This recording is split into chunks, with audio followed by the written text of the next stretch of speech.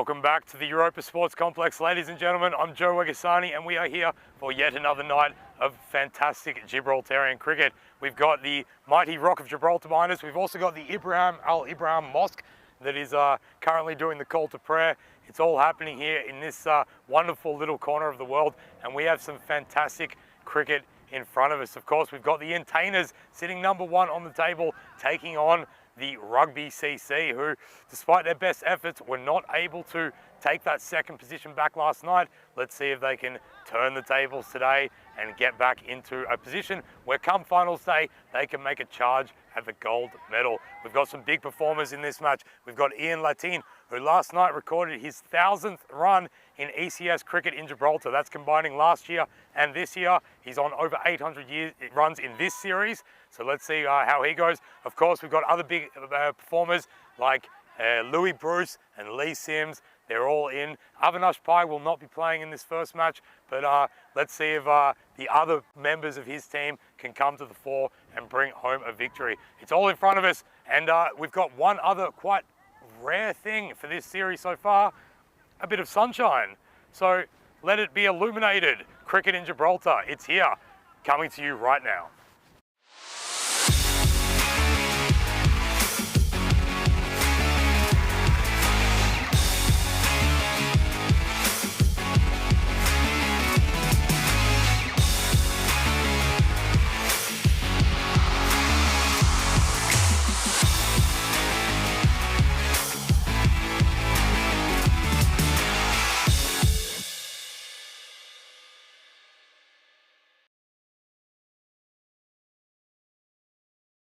And just to give you a full perspective of all the amazing sides, we've got the incredible lighthouse behind us. That is going to cast some illumination on the coin toss, which is coming up right now.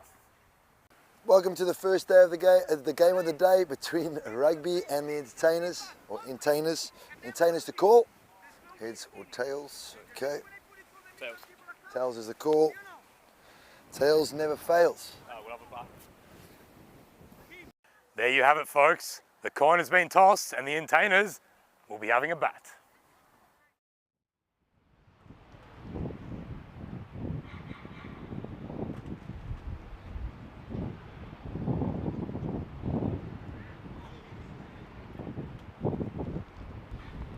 And a very good evening, ladies and gentlemen. As I just scrambled back up to the commentary box, there you had a beautiful view from well, the bird's eye view of this amazing sporting complex. I'm Joe Wegasani. Joe Wegs, they call me, and I'm here to bring you another night of fine cricketing action. There's the lineups.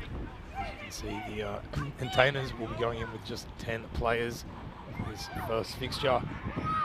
And, it's been a really good, solid showing by them. They did, of course, lose the previous match that they played, ending their amazing winning streak of 15 consecutive victories. They'll be looking to start a new streak. And to do that, they'll have to get through Rugby CC. They have won the toss, the Entertainers, and they've decided to go in and have a bat. So we'll see how they get about. They will want to be setting a score. I would expect of definitely over 80 runs, and you can see there the Crickbot has put them an expected score of 90, whereas Rugby CC, by all the calculations of cricketing arithmetics, supposed to be putting on 87. So Crickbot, they're predicting an Entertainer victory, but let's see.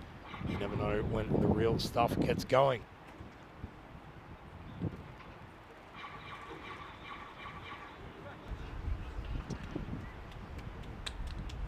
All the players are starting to exit, or enter, I should say, from stage left. Yeah, we had a good night last night with Rugby CC, and just to clarify a few things, because I got a little bit excited. We had a little bit of a miscalculation of communication with Ian Latin's scoring record. So he's currently sitting on 809 runs for this series, but along with the 220 odd runs he made last year, that's put him to 1,000 runs. 1,000 runs across the two ECS series that we've had here, and that is an incredible effort. He's still got the chance. That means the Ian Latin Millennium Countdown is back on, because he has another possible 5 innings to play. could certainly rack up, going an average of 44.94 across those two series. So a really incredible performance. But he's going to have to wait his turn as the Entertainers are out there to bat. Here's Louis Bruce. We are facing the opening deliveries from, by the looks of it, looks like John Matthews. Oh no, it's Nick. Yeah, it is. John Matthews will be taking the new ball. Excuse me, I've got that mixed up. It is Thomas Rummage, of course. Thomas Rummage, they do look quite similar. It must be the neck scarves and the beanies. Here we go, the first ball. Let's play some cricket. And it's a ball drifting down leg, but just seemed to straighten a little bit. So just dabbled away by Louis Bruce. And you can see there's another Bruce there. It is indeed a father-son combination. He's come out to that, so wonderful to see that. It is a family affair here in Gibraltar. That's a good line. Oh, I thought it was just coming back in enough. Certainly was there for the hitting, but umpire sees it differently and has called it a wide. Thomas Rummage. They'll put one right on a good leg. That seemed to be coming back in. I felt like it hit him in line, and the umpires put the finger up. Yes, the first wicket falls. The elder Bruce has fallen victim to a really nice delivery, put on a very good length and just cutting it back in. That was Andrew Bruce, father of Louis the Bruce. So son has to watch father as dad's just giving him a little bit of advice as he wanders off. Don't do what I just did. And let's have a dabble across the line at a ball that is straightening onto the stump. So first wicket down. The Entertainers as Lee Sims saunters out to the middle of the pitch. Don't even shoot, just run. He's a very jovial character, Lee Sims. Always got a smile on his face. It's a close-knit community, Gibraltar, about 35,000 people living on the rock, and of course a huge influx of visitors as well as workers coming in from across the line from over there in Spain. It's Lee Sims up to the line now as Thomas Rummage comes back in. There's a foolish toss. It was going down leg. It looked like it was there for the whacking. Lee Sims tried to oblige, but nothing doing. Big hello to everybody on the chat, of course, on our YouTube channel, European Cricket Network. If you subscribe, you can certainly join in on all the fun as that one's driven off the back foot down to cover. And Lee Sims off the mark with a single. Yeah, we've got a few of the usual suspects in there. Big hello to you, Foishal Khan Sagobai and MD Safin Imon. And SF Shoag, indeed that was a father-son combination. It is all over now as Bruce has picked this one up off his pads and taps it away to behind the square. He gets another single to his name. And, it's a good, very good tidy over so far. It is, of course, a power play over, meaning there's only 2 fielders allowed out on the pitch. That'll be another dot ball. So a very good start.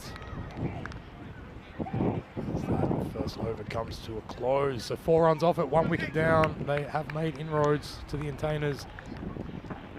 Rugby CC, they really want to come away with some victories tonight, not just for the usual reasons, but in their standings in this series. And have a look at the comparisons there between the top performers in both aspects of the game. The top batters for Rugby CC and the top batters for the Entertainers. Will see that in Latin, he is basically 300 odd runs in front of the next best performing batter so far, who's Kenroy Nesta, and then Louis the Bruce, who's just patted one down to backward point and set off for a run.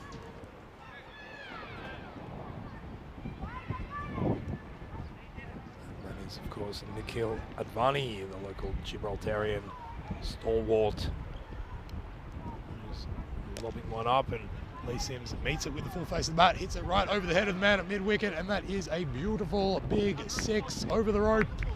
It's a Maximo. There we go. Just shows the power and the timing when he does connect. Wasn't the greatest ball, bit of a doubler. He has punished it to the maximum extent. Nice start there. It's a bit of an earlier start today here in Gibraltar. We've starting at the 5:30 time slot as Sims bats it away to mid-on and sets off as quick as you like. Running very well. There was might have been a little bit of a run-out chance. He's rummaged around and picked it up, but Sims actually covered that ground very quickly. This one is a bit edgy, but he's sliced away. Bruce just going along in that fashion. You see this quite often from Bruce. He just takes an over or so to get going, which you can't usually afford to do in T10 unless you've got the power hitting abilities of that young man. 17 years old, already leading his team. He's a captain again today.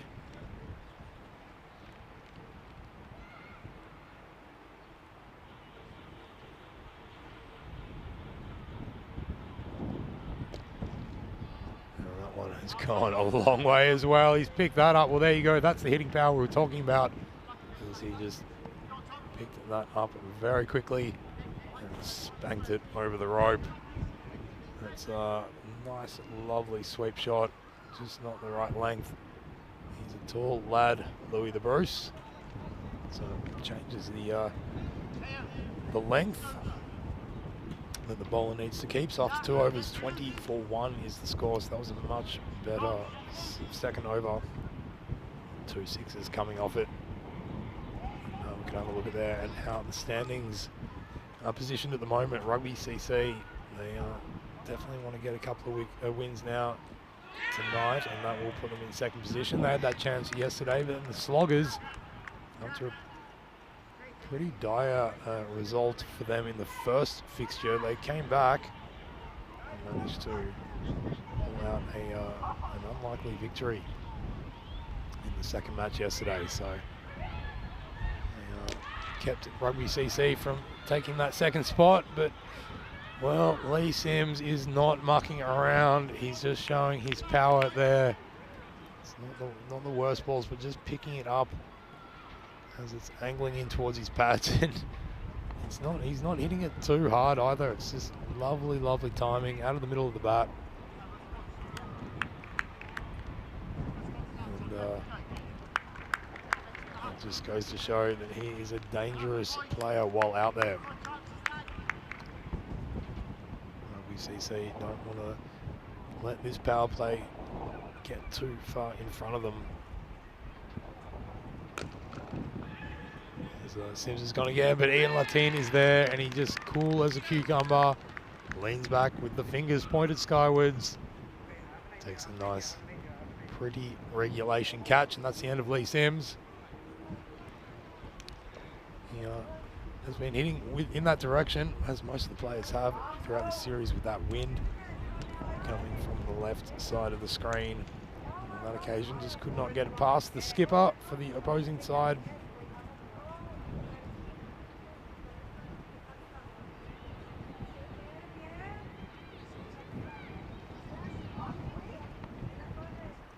Paddy Hatchman, one of those, got several family combinations in this series. There's the Hatchmans, and then we've had the Bruces before. And Paddy Hatchman playing for a different side from his brother, Richard. Both of them have been performing very well. So make sure you jump onto the chat and tell us what you think is going to happen tonight. A very good evening. Here's everyone coming in from Malta. Very good to see us. Great day of cricket there as well. Some pretty spectacular results, and Swiecki really confirming why they are the tournament favourites. So yeah, we were on Ian Latina Millennium Watch last night, but it was the Millennium for the 2 series that we've had so far, as that's one that rocked him on the pads right in front, and the umpire says, here you go, that is out. So Paddy Hatchman goes for a duck. It's a big quack, quack, quack. A golden, in fact. going out first ball without making a score. So Otto up there has got his duck hat on. Can give us a look at it. We don't have the graphic duck that we all, a lot of us grew up with back in the 90s, walking across the screen. And that was certainly the case. So we're on a hat trick. On a hat trick indeed.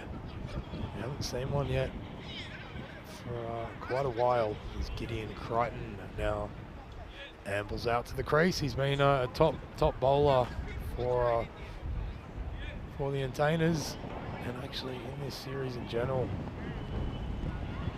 He is the leading wicket taker with 23 wickets to his name. And here he is coming in the top of the middle order, you might say.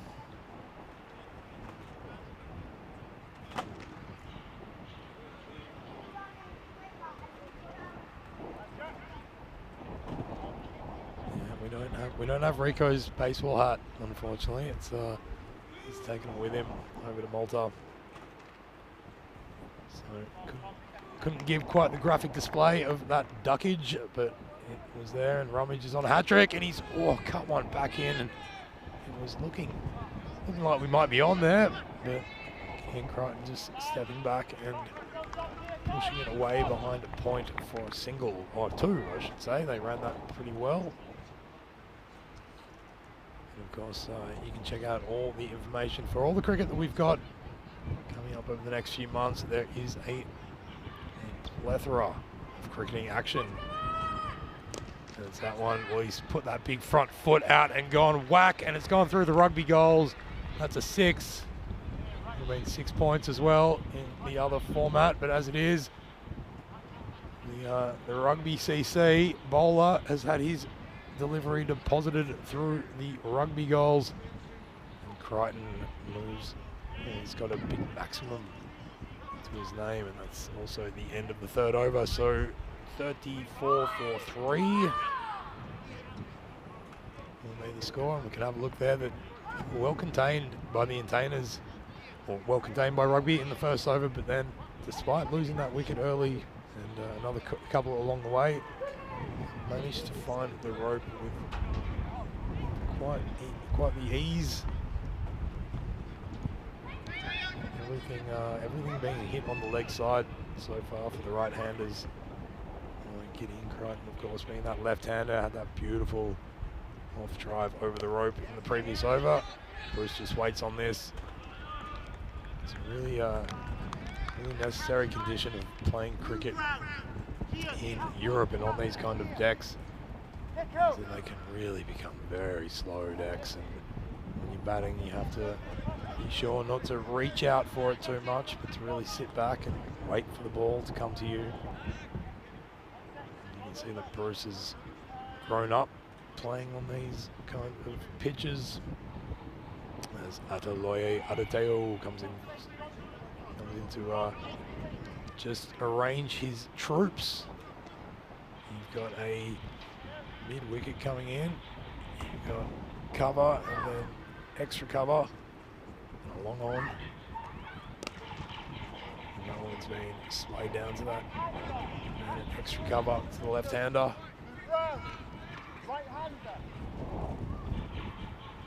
And the old left-hand, right-hand combination is coming. Hello to you, Bajendra Yadav. Yeah, your comment. They are some brave cricket players that you've seen playing in such harsh conditions. They are amazing. We've been absolutely blessed with the commitment of the players in this tournament. Today is a little bit earlier, so the sun's still shining. That one's chipped up. Man cover, which is Thomas Rummage. Just lets it come to him on the bounce. It wasn't a catching chance. They take a single off it, so Bruce moves to 12. Crichton's out there. He's already got 9 off 3 deliveries. Yeah, today's a little bit earlier. We've still got some sunshine, and it is also a little bit warmer today, and the wind is nowhere near as bad. So we don't have that continual spray, sea spray coming in, as that one's been punched down. And once again, the fielder at extra cover, who is Jack Milner. Just come along and gathered it in. So just one taken. Yeah, it was pretty tough the last few nights. You can see that. But there hasn't been complaints, and that's really a testament to the commitment of these players.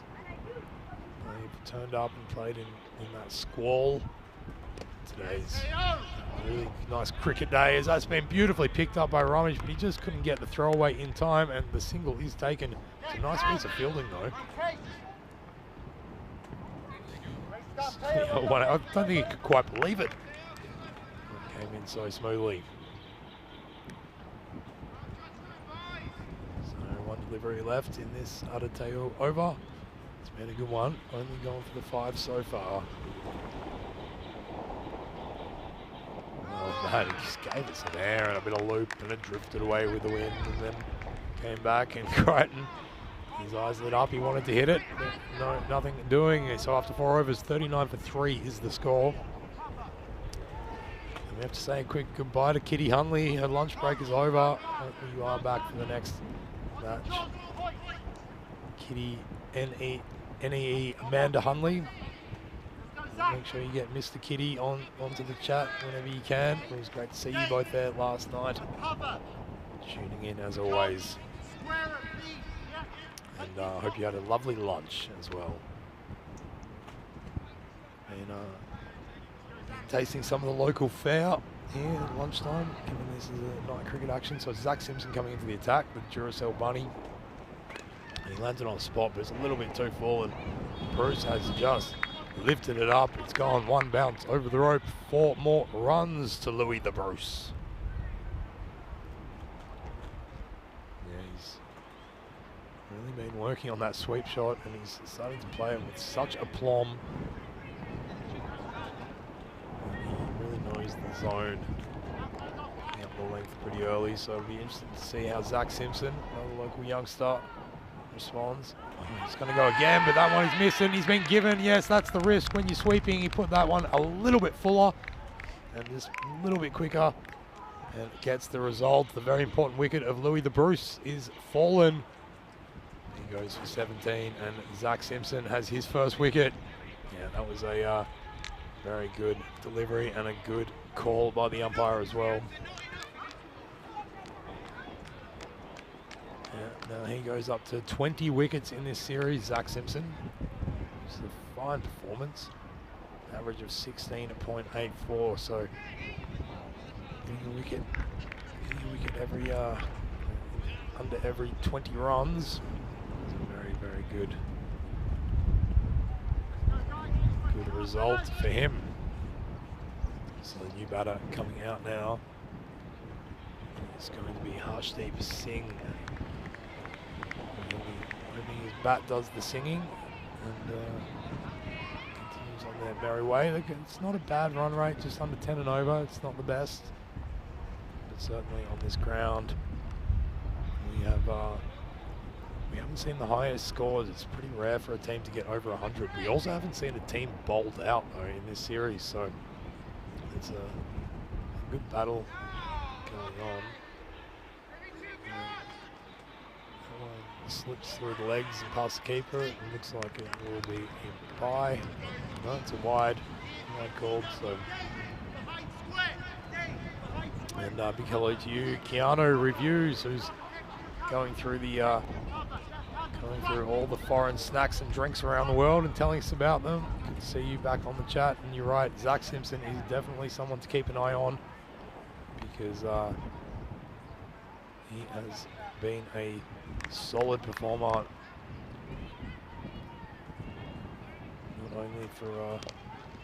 only for Rugby CC. He also played a bit for the Pirates, and he's played a bit for the Calpe Giants, and he has played as well for Gibraltar, the national team, being a local Gibraltarian. He's picked up that 1 wicket already and been pretty tidy by the sundry.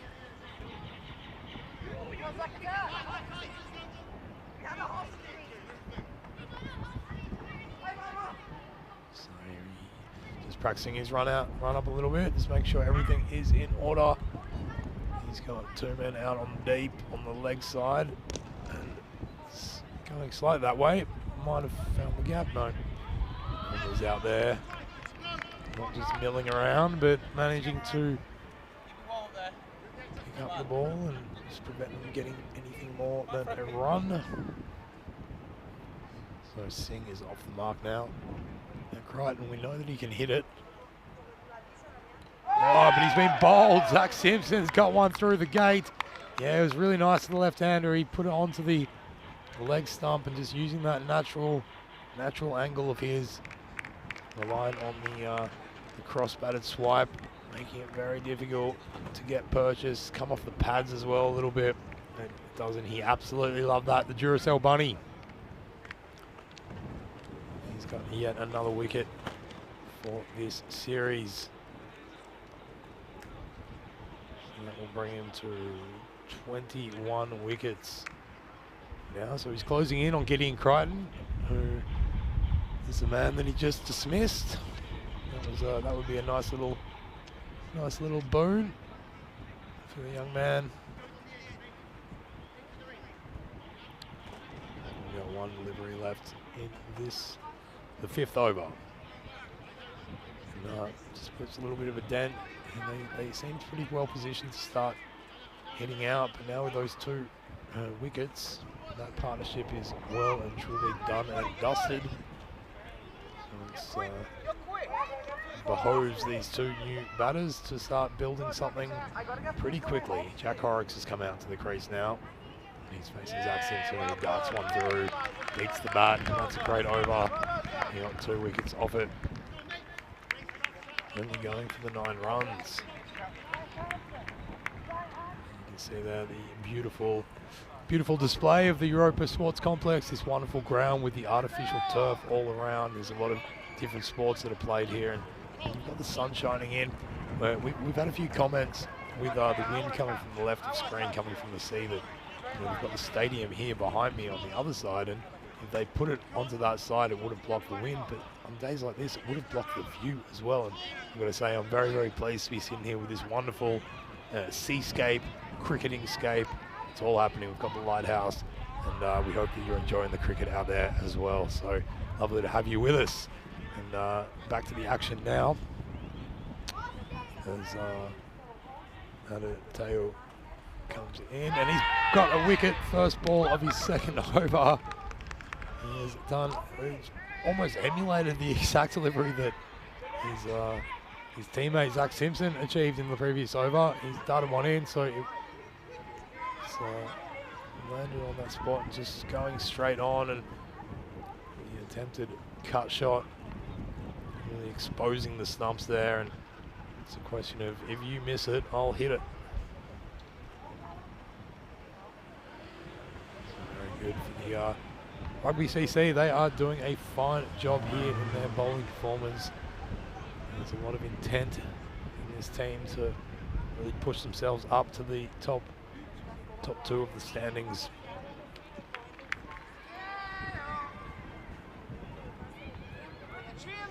Yeah, so just in the chat, a lot of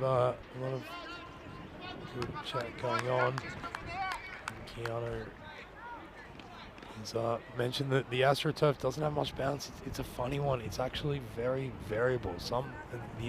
Most of the balls stay low, but occasionally one will just kick up. As that delivery darted in. Nothing doing. Espinosa is out there now. Carlos Espinosa. Did pretty well to not have his stumps rattled. That one's going to be a wide. It could also be out because he's been stumped. He's standing right outside. It's a nice piece of work by Harry Pyle. Yeah, he's gone. Carlos. That is one of the vagaries of cricket, that even though it's a wide ranked delivery, you've wandered out of your crease, and Harry Pyle, quick as you like, has knocked off the stumps. You can see he's well and truly out there. And that is one way to make something out of nothing. Very quick thinking by Harry Pyle.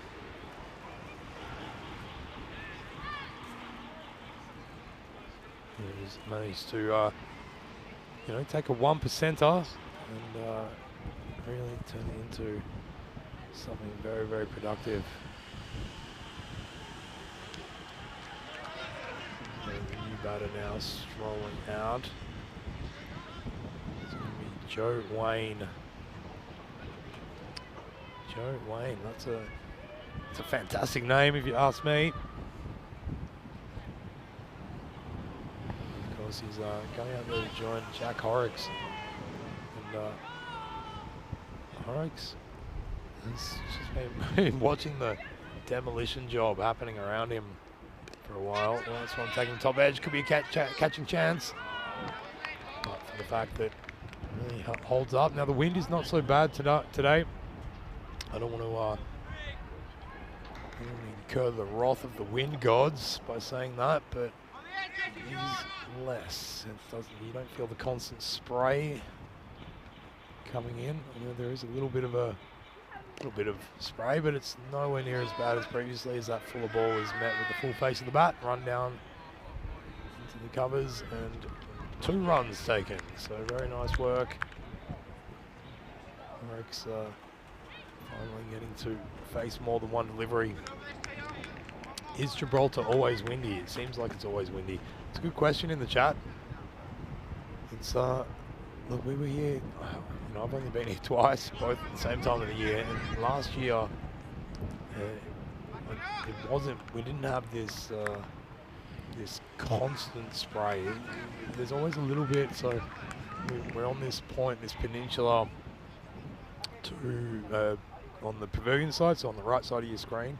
If you keep going over that way, there's another couple of big peninsulas of the Spanish mainland, which would block out a lot of the wind, but the fact is, coming from the left of the screen is the Alboran Sea, which then feeds into the Terraean Sea and the Mediterranean, and so we're really on the western point of the Mediterranean. As the 6 over comes to a close, it is going to be 53 for 7.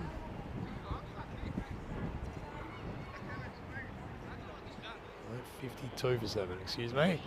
So Atalaya doing a job there, only going for 5 runs in his 2 overs, picking up the 2 wickets as well. You can see there that those they haven't had to use more than the 4 bowlers so far, because they've all been doing the job.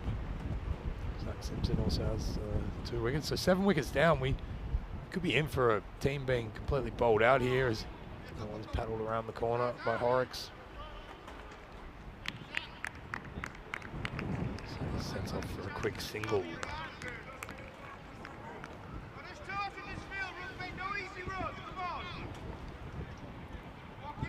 Yeah, the rugby CC, they've really just got to stick to these plans here, and might be another more stumping. Well, Harry Pyle, he is doing an amazing job behind the stumps.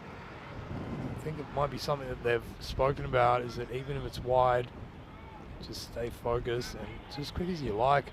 What was really good about that is that his hands were moving in towards the stumps as the ball's coming in, but he didn't make that fatal error of putting his gloves in front of the stumps to take it, which of course would nullify the chance and make it a dead ball. So lovely, lovely work by young Harry Pyle behind the stumps, and he has picked up another stumping for his team. So 8 wickets down, and Charles Borrestero, or the Beast as they call him, starts walking out to the crease. I agree with you, Keanu. He is a gun. I've heard tale that he didn't pick up keeping that long ago. I might try and have a chat with him and at some stage just get a bit of perspective on that. But it's he's done an outstanding job so far. Charles Borrestero, aka the Beast, he's on strike now, and Zach Simpson looking for another wicket. That one's been flat batted back down the pitch, so a good dot ball.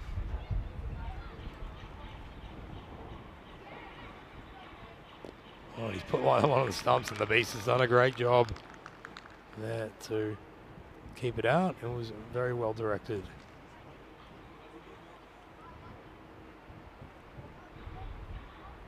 Well, that's on the stumps as well, but he's managed to lift it up. Not as far as outside the infield, but enough to take a run and get himself off the mark, get Horrocks on to strike. They've still got time, the Entertainers, but they've collapsed in a way that we haven't really seen by them certainly since the start of the series.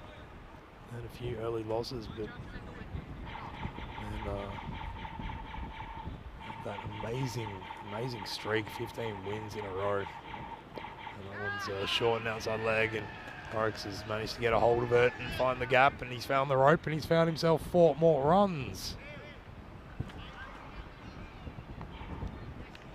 Yeah, lovely work. Just kept his eye on it, did stay low. And just got himself into that low crouching position, kept his center of gravity in a nice position. So Champions League of European Cricket, have a look at that. 12 days to go. That countdown is certainly getting us all excited. It's going to be over there in Malaga at Khartoum Oval, what's becoming the bastion of European cricket. 31 clubs from 30 different nations. And just going to show the spread and growth of European cricket. I believe it is going to be Kian Ronan coming into the attack. Yes, it is. We haven't seen much of him of late. He's in to bowl the 8th over. He's got it on the money. He's a bit full though. And the umpire has called a no ball. Yes, that was certainly above the legal height for a delivery, so it's going to be a free hit to the beast. Let's see what he can do with it. It'll be a wide, so the free hit will still stand.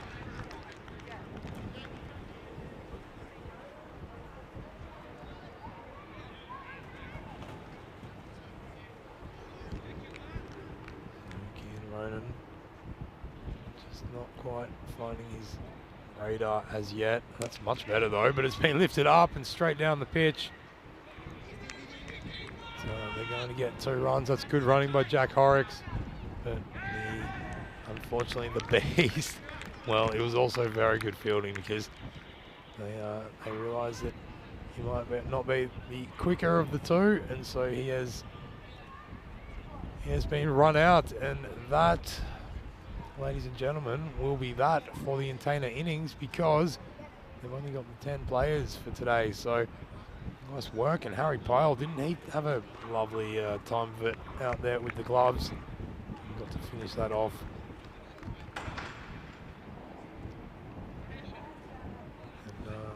And it was a free hit, so he did very well to connect and find a bit of space. 2 runs that were called for early, and I think it was the right move. It was the right move there by Horrocks to call for 2, because he was coming to the danger end, but the fielder was a couple of steps ahead of him and realised that he could perhaps get a wicket throwing to the other end. And that is exactly what eventuated. So let's have a look at some of the highlights in just a few moments. There's not a lot of them for the Entertainers, but certainly plenty for rugby. And Rummage got it going early. He picked up 3 wickets with that beautiful LBW. Sent Paddy Hatchman on his way. There was some big hitting in the power play by Crichton and Louis Bruce as well. They falter with those early overs, but then Zach Simpson came on and he just started to gnaw away at them, taking wicket after wicket. Not only LBWs, but also getting a few through the gate, just like that one. Taylor, he got involved as well. Came to the old fist pump. Celebration as the former Nigerian national. Harry Pyle's work behind the stumps is really keeping a cool, calm and collected mindset.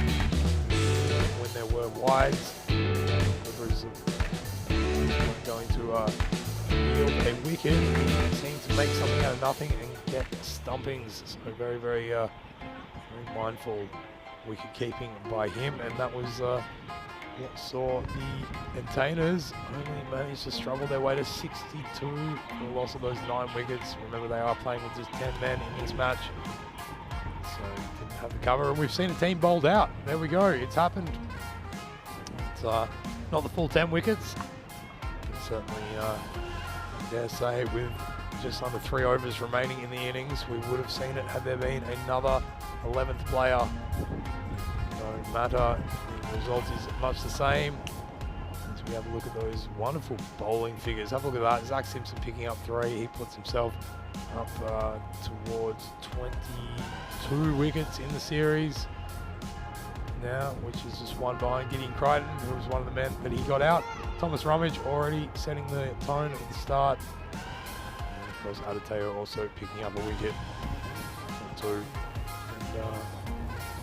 it's not pretty reading for the entertainers, but that is a bowling summary that certainly those 3 would be happy to print out and put up on their wall. That are leaving Rugby CC, their team, only 63 runs to achieve in the 10 overs. And we'll find out whether they can do it in a few short minutes. Until then, I'm Joe Wegasani, and ciao for now.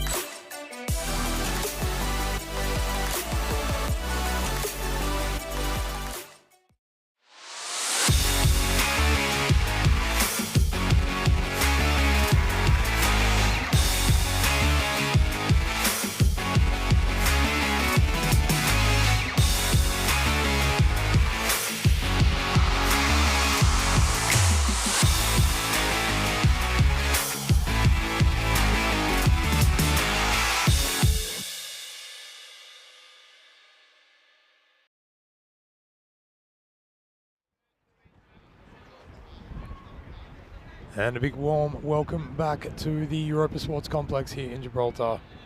My name is Joe Wegasani. It's our pleasure to be here bringing you another fine evening of cricketing action on this southerly tip of the European continent. It's been the Entertainers who batted first, and they only managed to put on the 62 runs, which is under par, certainly in accordance with our CricBot calculator. We had them up at around 90 expected score, but because of some very fine bowling by all of the Rugby CC bowlers, really, they were very tight and very consistent, and they attacked the stumps, and they managed to reap the rewards for that. Gideon Crichton, he's got the ball in his hand. He's thus far leading wicket taker in this series, and he will be looking to add to that and certainly try to put the clamps on at the Rugby CC early. As for Rugby, they'll be looking to capitalise on the power play. What I like here in the Entertainers, they've only got the one person out on the rope, who's a deep mid-wicket, and that's the tallest player on their field, on their team as well, Louis the Bruce. And so they have gone in with an attacking mindset, which is really the way to do this. Big hello to everybody who is out there on the chat. And a couple of you not liking the fact that they've only got 10 players. Well, the fact is, folks, that sometimes things happen, and what we should be is very pleased and happy and grateful that we've got some cricket to watch here in February in Europe. And these players who turn up for the love of the game, they've all been having a work day and then coming out to show their wares, and I, for one, am extremely grateful for it. So 10 players or 11, don't think it's an insult to cricket at all. So it's Gideon Crichton having a big shout there. I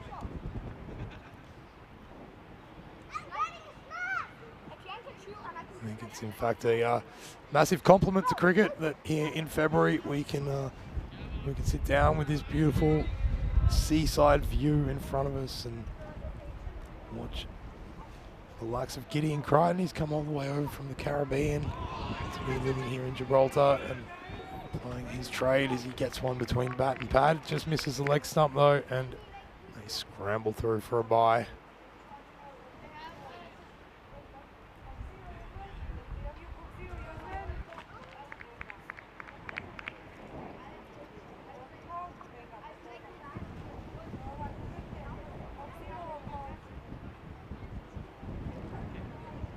So pretty modest beginning so far. That's wrapped him on the pads. It was angling a long way, and even though it did hit him in line, I think that's a pretty good call by the umpire. From the naked eye, it did pitch quite far outside off, and he angles it back in.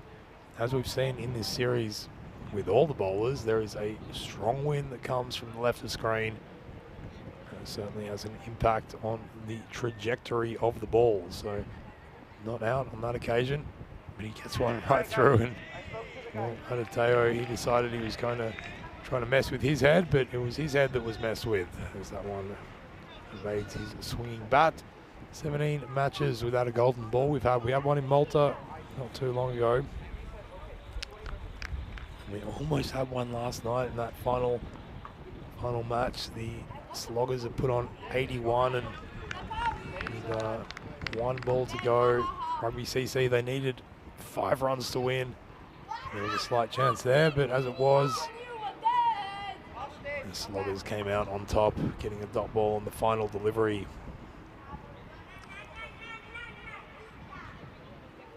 So Nikhil Advani facing up now.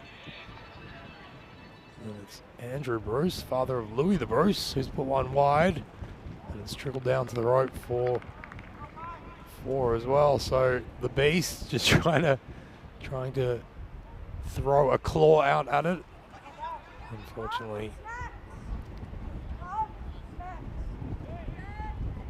for himself and his team, could prevent that travelling past him. So 5 more runs added. Yes, Andrew Bruce, father of Louis, he would have been very proud watching the work that his son has done in this series so far. Now he's got a chance to take home the chocolates for the home title of who's the best cricketer in the house. Won't be with that delivery though.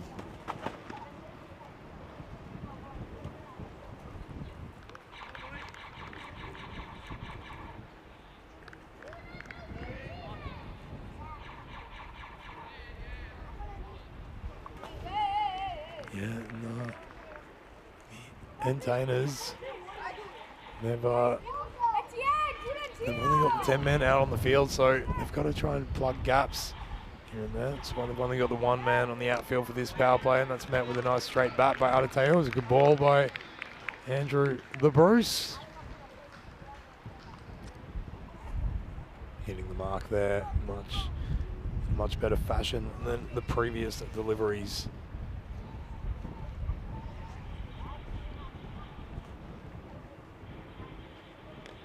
And this one, well, Adateo, he danced down, he kind of cramped himself up a little bit. If he just stayed where he would put, he would have gone past the legs and been called a wide, but as it was, he just really cramped himself up. So it's a pretty effective delivery at the end, because a dot ball in this tournament is as good as a wicket sometimes. Oh, that's a nice ball, a little bit shorter though, and just played off the back foot. Punch behind point, and a single taken. So despite the pretty loose sundries, these two batters not able to really get much to their name so far. Only 3 runs off the bat. 13 in total. It's a shorter ball, and it's been pulled away, and it's found a gap, and it's running way to the rope, and that is going to be a 4. So nice for Nikhil Advani. He advances to that total, 4 runs to his name, off the mark. Just a little bit too short. Didn't really hit it too hard either. He just sort of used the momentum of his pivot. Sent that ball traveling.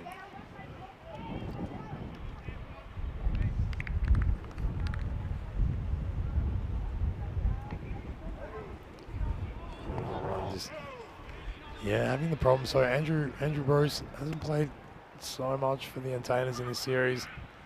He's having that problem that we've seen pretty much every bowler have when they come in, and that's just adjusting to the very strong wind coming from the left side. So always worth just taking a little bit of a step to the left.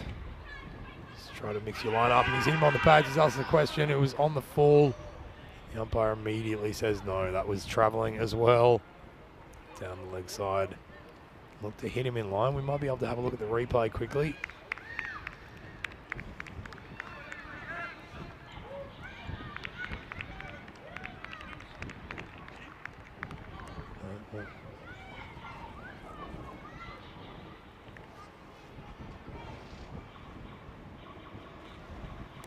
Oh, and that's a full rank, full toss, and it's been deposited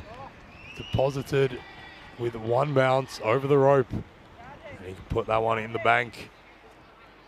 And Andrew the Bruce, he might be getting a little bit of stick from his son at dinner tonight. His son, who's also his captain, because he hasn't quite been able to get the control needed. So it was a no ball as well, of course. So going to be a free hit now coming up to Ataloye Adateo.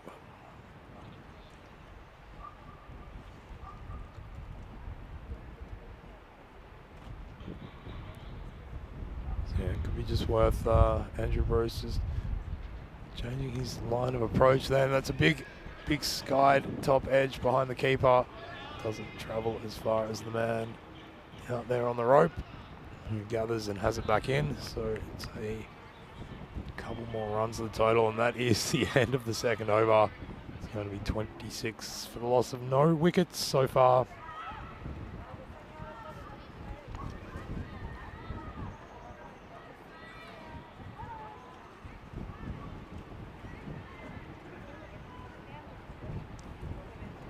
Adeteo, we'd certainly know that he likes to swing the bat. And he's going to have to, if Rugby CC are to leapfrog the Pirates. Managed to hoist the mainsails the other night and come home with some pretty good victories that brought them into second. But if Rugby CC managed to win both of tonight's matches, this being the first, then they will be able to reclaim that spot. That's what their nightly aim will be, no doubt.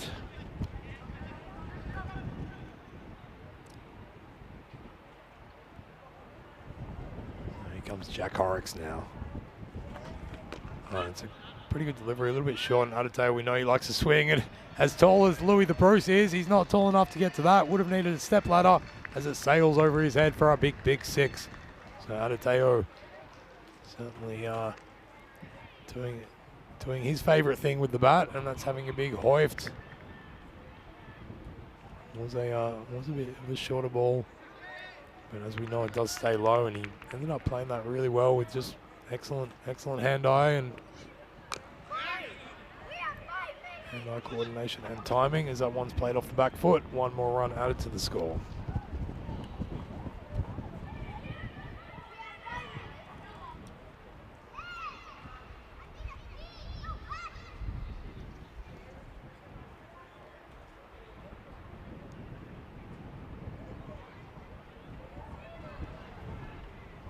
That brings Nikhil Advani onto strike now.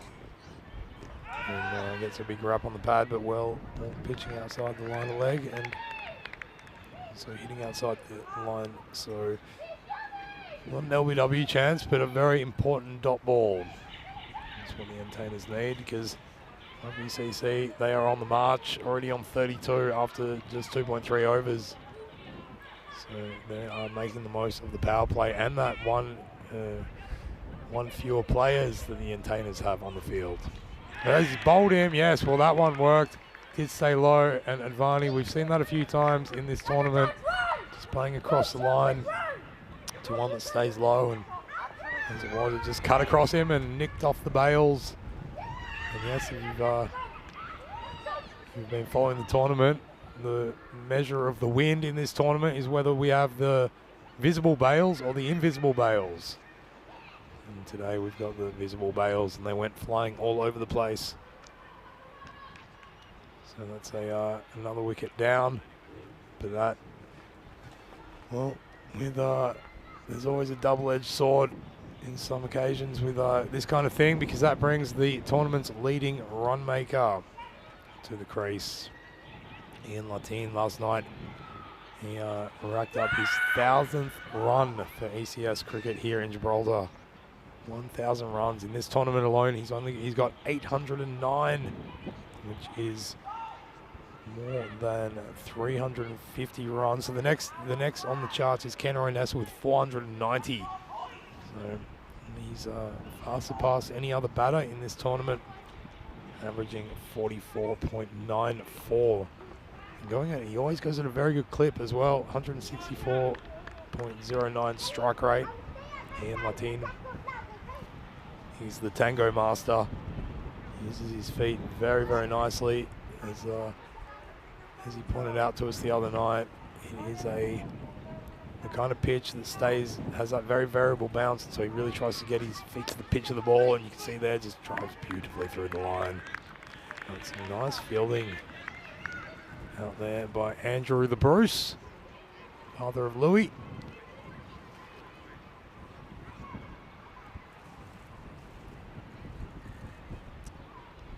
Yeah, wherever you are watching around the world, a big hello to you, and don't forget that you can tune in on YouTube and get involved in the chat, subscribe, and you can tell us what you're thinking about Gibraltarian cricket. Of course, we've got our lovely moderators out there, and they will they will moderate you if you don't keep it family friendly, as that over comes to an end. There's another nice piece of fielding as well, saving runs for his team. So that is the end of the power play, and 33 for 1 is the score. So really making good use of it. A run rate of 11 is pretty handy in this format, and will always pose problems for the opposing team, especially with such a modest total on the board. They don't have a lot to defend. The Entertainers, as a new bowler comes into the attack, and it's Carlos Espinosa with the nut in his hand.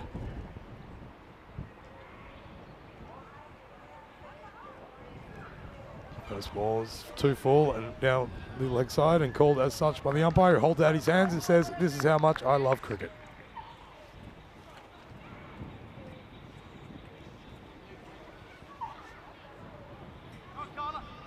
So Espinosa just struggling in that first delivery just to keep it in line. It's about putting it about a foot outside the off stump and just letting that wind bring it back into the right-hander as that one's punched away, but only as far as the bigger Bruce Senior.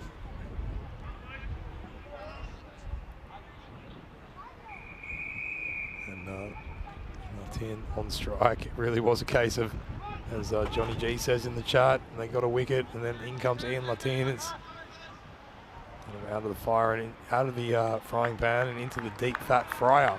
I like that. He's been in remarkable form.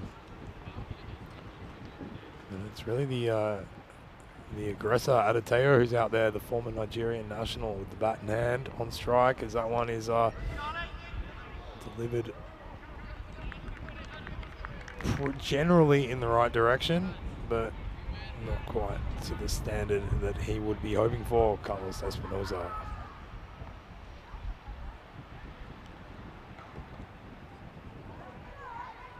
That's much better. It's a good line, and Adebayo reaches out for it.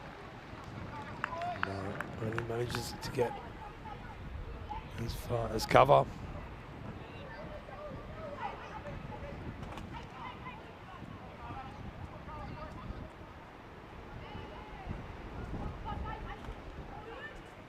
Oh, that's a good ball as well. A little bit short of a length, but getting his line much better there. Adebayo picks up another run, and will bring Latin back on the strike. The problem though with small totals is that they're already well over halfway there, needing 27 off the 38 or 26 off 38 balls now. So all they really have to do is hit singles. And that's an absolute jaffer of a Yorker, and well dug out as well. So that's what Espinosa has got in his kit bag.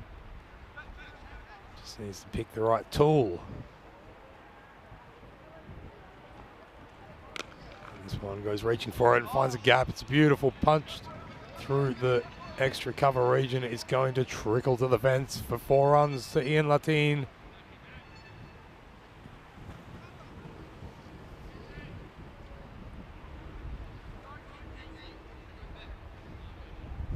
Which is the sight that we've seen all too often in this tournament, and what can really tell you the extent as the 4th over comes to a close. So 41 for 1 is the score, chasing that 63 total. And it's so hard to score on the offside for the right-hander at this ground because of that wind.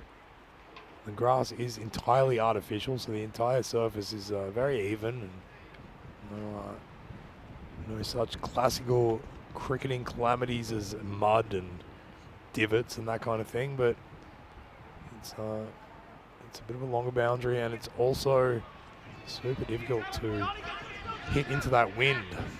So that one just taken down, and you can hear the teammates of Adebayo and Latin just saying that's an easy 2, come on. But no, they can take it pretty casually at this stage. They are well on track for a victory, which will bring them level pegging with the Pirates in 2nd position. Should they have this victory, in fact, they will go above them because of the net run rate. That can all change in the 2nd fixture, of course. And we've been loving our time here in Gibraltar with its famous monolith. The one of the two pillars of Hercules, right to the behind the umpire's head from the bowler's end. We call it the rock end, or you can call it many things. It's the end the bowler is coming from. Got this amazing, famous rock where it is home to the only apes living in Europe. They are descendants of Berberi apes. Of course, in the 8th century, the North African Berbers, they invaded and took over the Iberian Peninsula, and in a very short amount of time, but they did it all starting from here. It's where the name Gibraltar comes from. They were led by a commander called Tariq ibn Zayd, and that's where Gibraltar comes from. Jebel Tariq, the Rock of Tariq. And then as we're looking towards where the keeper, behind the keeper's end, there are of course the Straits of Gibraltar. It's one of the most trafficked waterways on the planet. Over 25,000 ships passing through every year. And in the distance, on a day of clarity, it's you can actually see Morocco. There's another mountain there, Jebel Musa, which is supposed to be one of the other two pillars of Hercules. So famous from the classical times. It's been such a, they actually sometimes call Gibraltar the cradle of humanity. I think that might be a bit of a big claim, but they are very humane people, there's no doubt about it. There's a big edge run down to third man. Puts another single onto the total. So only the 12 runs needed now. 2 big shots would have them there. Get us all an early dinner.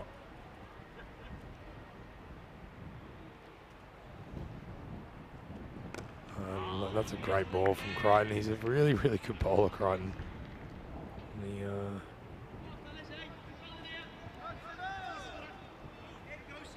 Has been taking wickets for fun in this series. As the 5th over comes to a close, so the score is 51 for the loss of 1 wicket.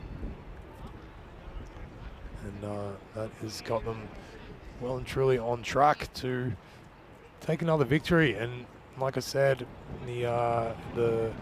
as Rugby CC, should they win this match, they will go into second position with the net run rate. So that's what they are aiming for. Of course, there is another match happening after this as we return to the live action between these same two sides. And Adateo just adjusting his shot there. He looked like he wanted to dance down the pitch. And that ball just dug in short, and he was good enough to glance it away and take 2 more runs. So they're dealing in 1s and 2s, but that's really all they have to do. As we see a little bit of footwork, keeping the ball in, the umpires just clarified. So Johnny G thinks they should rename it the Dwayne Johnson Stadium, the Rock Stadium. Well, there you go. I think it's going to be called the Ian Latin Stadium before too long, the way that he's been going.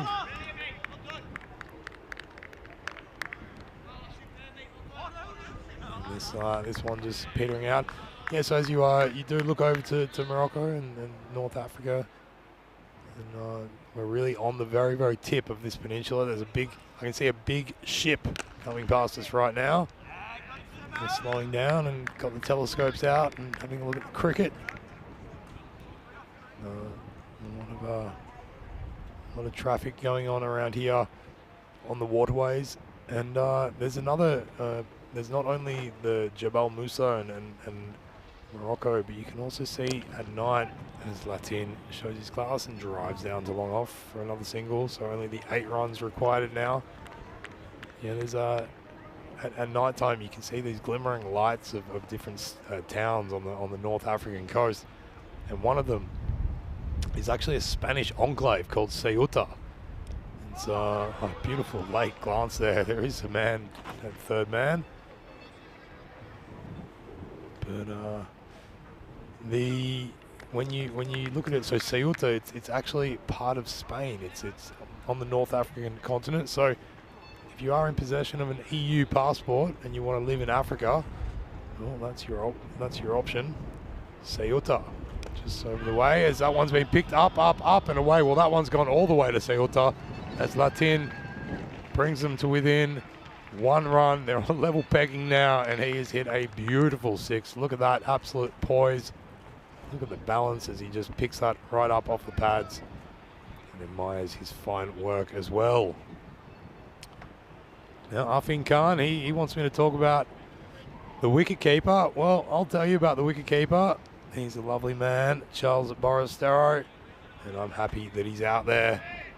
He's got pads that tell me they've seen a lot of action. And I think we should all be very grateful that they've come down to play some cricket for us. As Rugby CC need just the 1 more run to wrap this one up.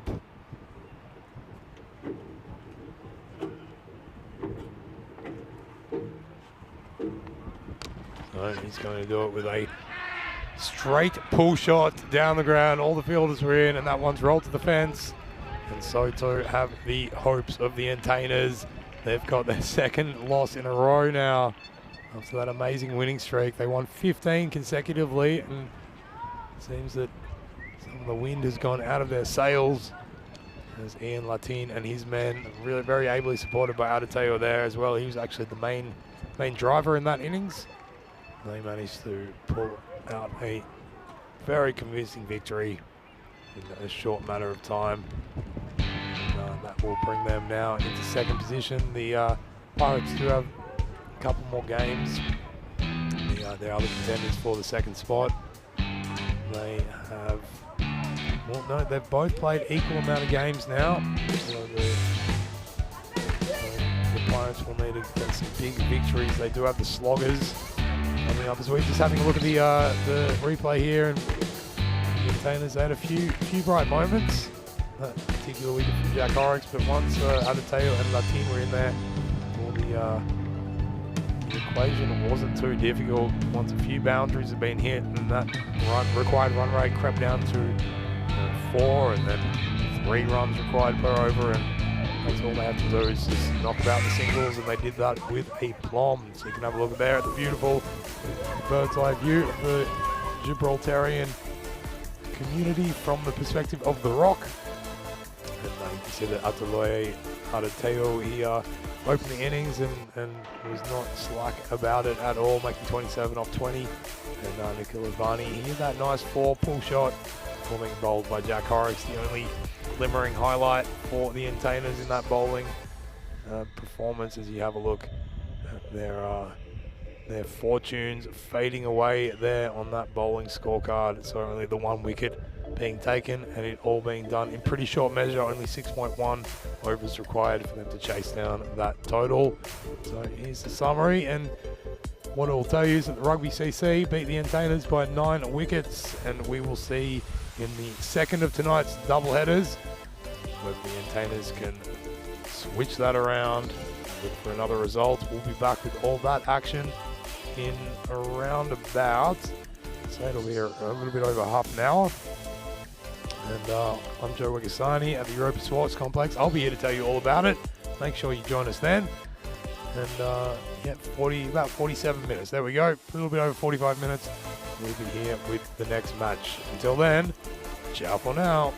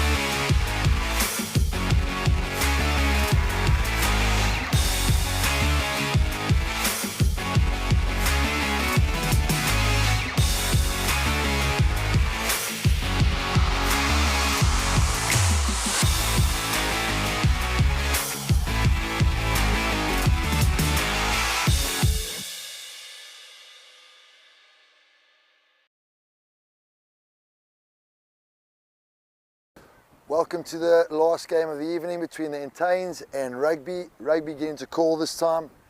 Heads and tails. Heads. Heads is the call. Come on. We'll have a bat first. So I'm here with Zach Simpson, the Duracell Bunny. We've christened him. How are you doing, Zach? Good, thank you. Yeah, did you Very good, enjoy that performance? Yeah, I did enjoy it, yeah. And Caught a few wickets up today, so it's all good for me. I'm quite happy, yeah. Yeah? Try and get to the top of the wickets, yeah.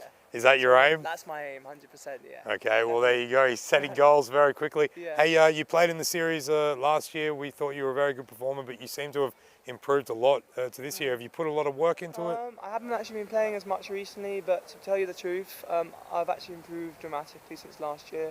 I wasn't bowling and getting as many wickets, to tell you the truth. My economy was a lot more expensive and everything, but I've really been enjoying it and stuff. And I'm happy to be under Ian as a captain. He's a really good captain, and he's given me the opportunity and everything. And as a team, hopefully we can try and get to the final. It'll be quite a good achievement for us as a team. And at the end of the day, it's a great tournament, and well done for organising it all. This is always a magnificent tournament at Europa Point Sports Complex. Yep. And you're Gibraltarian born? Yeah, I'm Gibraltarian, yeah. And so how do you feel about the growth of Gibraltar cricket?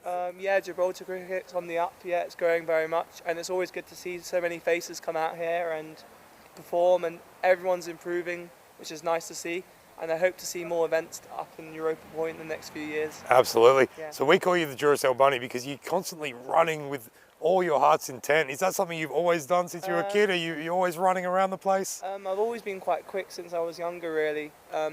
Quickest time I did in 100 was around 11 point something, but I never used to train really properly for it, and my technique wasn't the best for it. But yeah, I've always been quite relatively quick, yeah. Fantastic. But well, anyway, I hope the rest of the tournament goes well for you guys, and well done for organising it and keep it going, honestly. thanks very much. worries. It's like you're interviewing me. Cheers, worries. Zach. Take Really care. appreciate No that. worries. Thanks, mate.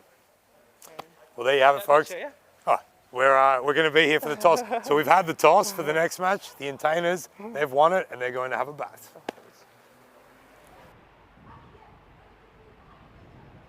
Yes, indeed, that is the result of the toss as we await the beginning of our next fixture here at the Europa Sports Complex in Gibraltar. As you might be able to tell, well, the sun has made its way down beyond the horizon, and the darkness has descended as we have a look at the team list descending on the screen. And good to see that there are full program there. It'll be interesting to see how the Entainers go about this, whether they choose the same opening partnership. They did start with that father-son combo, but it looks like Bruce, excuse me, the elder Bruce the elder has made way, and so it should be a different batting lineup. Just having a look at what we've got. No, it is Andrew Bruce is still in there, so it will be Louis Bruce and Andrew coming out to try to make some headway into this father-son combo. Lovely to see, isn't it? I'm sure they've spent a lot of time out on cricket pitches together, and I wonder what it's like playing for a team with your son as the captain. Certainly one for the history books there, as we have a look at the expected score. And yeah, I dare say the Entainers should be in for a little bit of a better time in this match.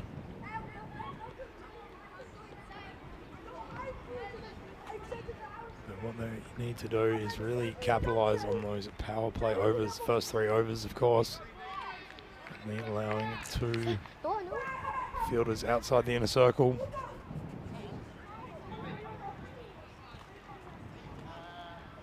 The floodlights have come on. Obviously, it's such a pristine ground for European cricket. It's a really state-of-the-art stadium here in Gibraltar. I was mentioning it yesterday, but in case you missed it, it's not only cricket, it's rugby, it's football, and then on the inside there are squash courts. There's pool tables. There's all kinds of little nooks and crannies for people to get their sporting thrills out of. There's Thomas Rummage takes the new ball.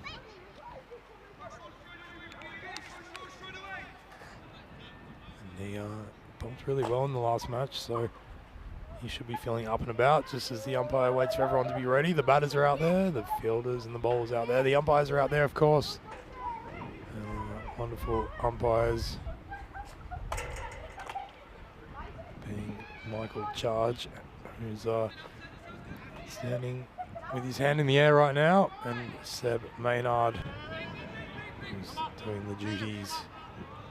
Doing a really fantastic job in this tournament. No doubt will continue. Everything seems in order. We've got a deep square leg and a long on. Everyone else is in on the circle as that one's short and outside the off stump and it's been pumped away. It's going to be a boundary for the first ball of today's innings, today's second match. And that was a very, very well played back foot drive by Louis the Bruce. Getting off the mark.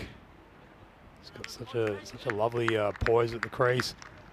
It's a very quick wrist action. Really gets through his shots with a flourish.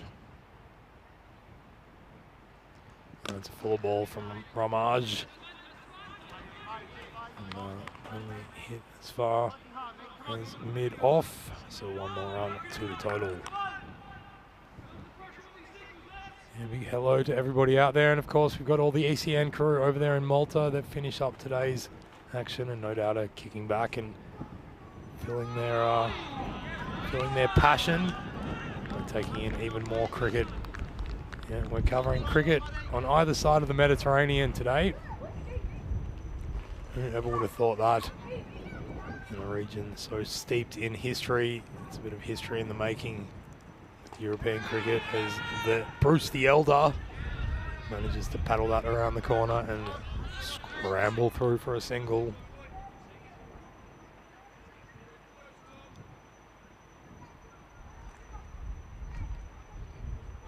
That brings Louis the Bruce back onto strike and really batting on his leg stump there. It's really interesting, and that's a lovely defensive shot to a very good ball. Good cricket all round. But it's been interesting to see the development with T10 cricket, the way the batters go about positioning themselves. He's really taking a leg side stance there as he swats that one down to the mid-wicket region, takes a single. And what we've also often seen with T10 cricket is really when the runs are required to be made in a hurry, then batters tend to really stand back in their crease, just giving themselves more room, trying to turn their balls at a good length into shorter deliveries.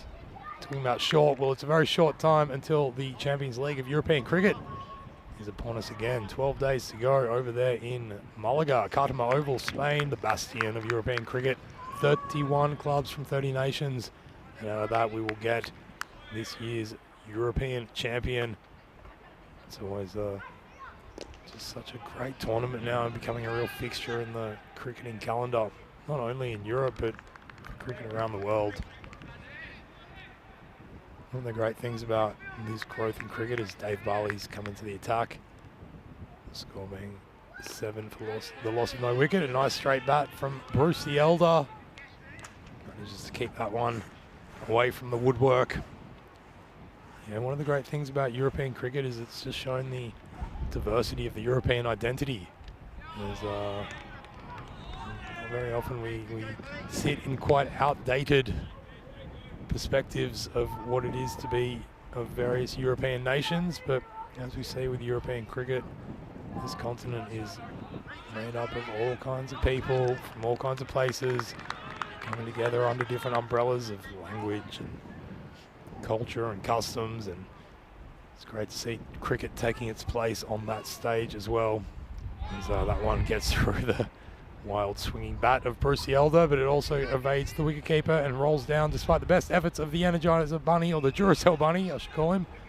Don't want to kick off a brand war there. He's unable to stop it getting to the rope, so that will be 4 byes. Dave Barley really darts them in, just like that on the stumps. And I'll tell you what, if he missed that, it would have been LB, but he didn't. He middled it, and it goes rolling across the boundary for another 4. So Bruce the Elder, determined not to be outdone by Louis the Bruce, his son, out there batting together. Isn't that wonderful to see? And the Entertainers will definitely be looking to put on much more than the 62 they made in the previous outing. Certainly was not enough under the purview of Adetoye and Ian Latin, who managed to make short work of it. As it is, that one slips through as well, but seems to have put a magic spell around the stumps, because the ball, despite getting through his defences, is weaving around the wickets, and so no wicket has fallen as yet. After 2 overs, the score is 18 for the loss of no wickets.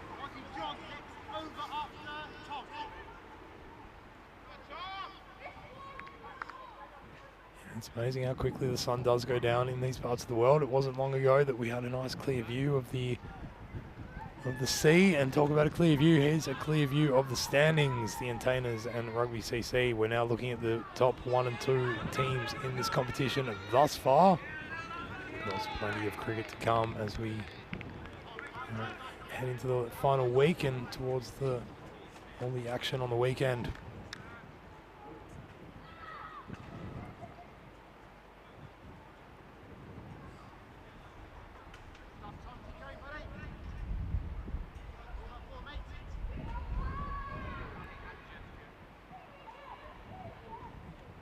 If you are interested in any of that cricket that's coming up, don't forget, go to our website, europeancricket.com, as Louis the Bruce has hit that into the ether. He's just gone down on one knee and swats it across through the mid-wicket region, rolling across the rope. He's got another boundary. And it's a very proud fatherly smile coming from the non-striker's end as he watched that. It was a bit too full, that ball from the rummager.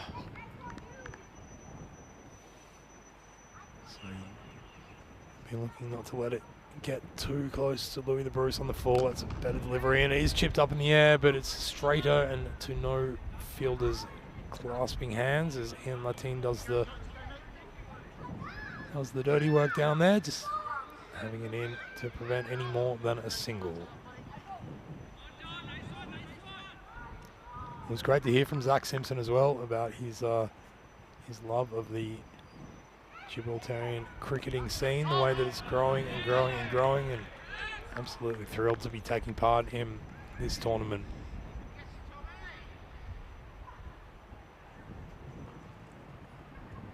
And lovely to hear him say some fine words about Ian Latin as well. Obviously a real captain of his team, inspiring them all and showing faith. It's really what the leaders of any team need to do in their youngsters, is show some faith, not let them worry about mistakes made or anything like that. It's how you learn and grow, and certainly these cricketers have grown as that one's been sliced up in the air but put down there by Milner. Jack Milner unfortunately couldn't just get the hands to it.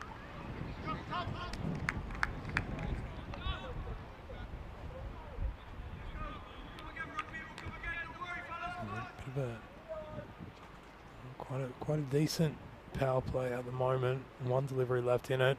It's not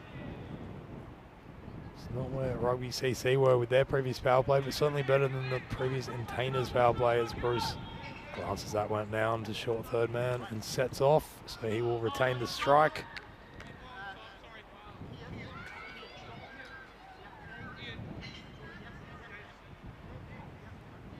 And that is the end of the third over. So 27 for none. It will be as the fielders begin to disperse further out into the outfield. We're going to have a long off, and we've still got that deep square leg, but quite forward of square. So more of a sweeper. That's Nikhil Advani doing that very important job. Dave Barley's also out there. He's covering the deep mid-wicket region. And then, of course, there is a deep third man as well. So long on, long off, deep mid wicket, deep square leg, and a deep third man. Or a regulation third man, you might say. Short, outside off, and it cuts back in. This is the work of Johnny Matthews, the West Australian, Gibraltarian, newer Gibraltarian, come over to live and play his trade over in this part of the world. Hailing from the northern suburbs of Perth, as that one is picked up short of a length. It is swatted away. It looked good, but he didn't quite make the contact that he desired. So Dave Barley mops it up. Big, good evening to everybody in the chat. Nice to see you there, Chris Smith, once again, and Shrug. Good to have you back. And then Johnny G, you've been keeping me company, and I very much appreciate it. As I'm sitting up here on my lonesome in the pavilion, there's that one. Well, it has been saved. The Duracell Bunny's gotten to it. And a really nice throw back in as well, which is a keeper on the bounce, but very effectively done. And there's a lot of enthusiasm. Yes, SF Shoag, it is a father-son combo. It's Andrew Bruce the Elder, and then Louis the Bruce, who's been making such a statement and such an impression in this series so far. The 17-year-old out there batting with his dad, who plays a beautiful back foot drive, square of the wicket, and it is going to get him a pretty nice reward, as despite the best attempts of Andrew Milner, he cannot reel it in, and it rolls over the fence for 4 more runs.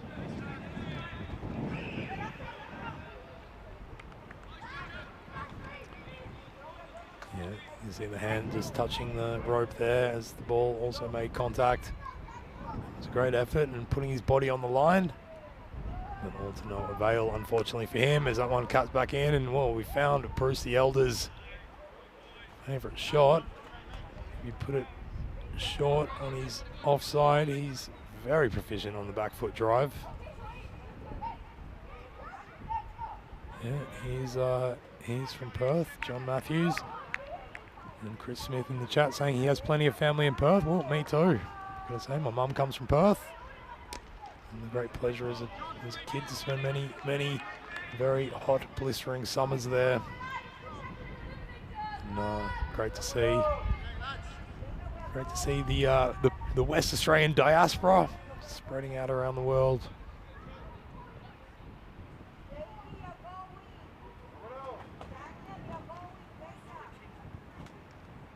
He's got one delivery left in this, his first over, and puts it right on the money. It's a good shout. I'd be asking that as well. It did pitch outside the line, but it doesn't matter. Not like it hit, or it would have been probably umpire's call. It was veering on hitting outside the line. Let's have a look. Yeah, it does. It's a good call. It hit him outside the line. It was angling back in, but that is not the rules as to how LBW is adjudicated. So after 4 overs now, the score being 37 for none. Here's a look at this Bruce partnership going on. Very, very good. Where are the other Bruces? The other members of the Bruce family? I'm sure you must be home watching this work. Let us know. Sign into the chat. You can go to the European Cricket Network YouTube channel, hit subscribe, and you can tell us what you think about these 2 men of your family going about their business. Doing a very good job as well, as that one's full of ball met with the full face of the bat and driven square of the wicket for a single. So run rate just under, well, 9.25 at the moment. Chris Smith has over 100 family members in and around Perth and Albany. Well, we might be related, Chris, because I think I've got about 100 family members in and around Perth. That's what happens when you mix Irish Catholics and Anglo-Indians.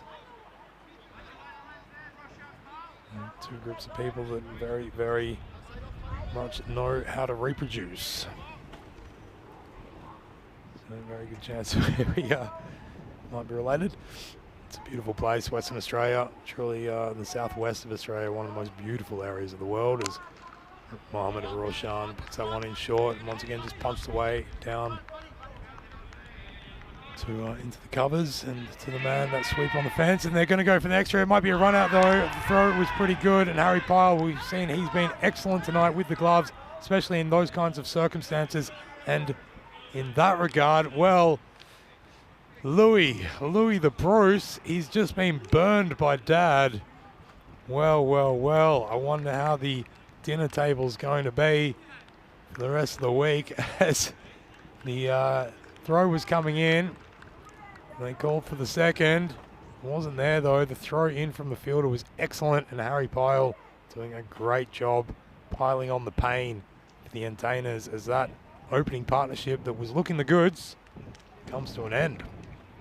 So that will bring Paddy Hutchman out to the crease. And he'll join Bruce the Elder as young Louis makes his way back to the shed, being run out. So Kitty Hunley in the chat, she's still at work. Oh, Kitty, sounds terrible. I'm at work as well, but fortunately it just involves sitting here watching cricket and telling you all about it. I feel very... So my heart goes out to you, Kitty, because I know that you would love nothing else but to be sitting here watching the cricket with us. Thank you very much for popping in and saying hello. We will see you tomorrow. As the Mohammad Rashan's over is set to continue halfway through the 5th.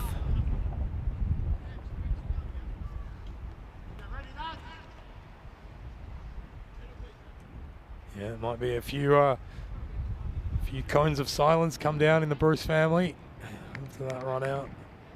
I'm interested to know who made the call. I couldn't quite see it from here or hear it, but certainly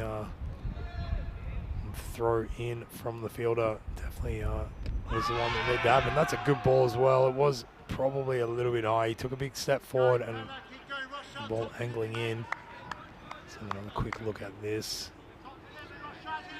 Yeah, just going down the line. Good decision by the umpire. So yeah, with Louis Bruce out, that should buoy the chances of Rugby CC. As Paddy Hutchman gets his first run, and you can hear the big cheer from the crowd as he manages to punch that one into the offside and raise his hand. He went out for a golden in the previous match.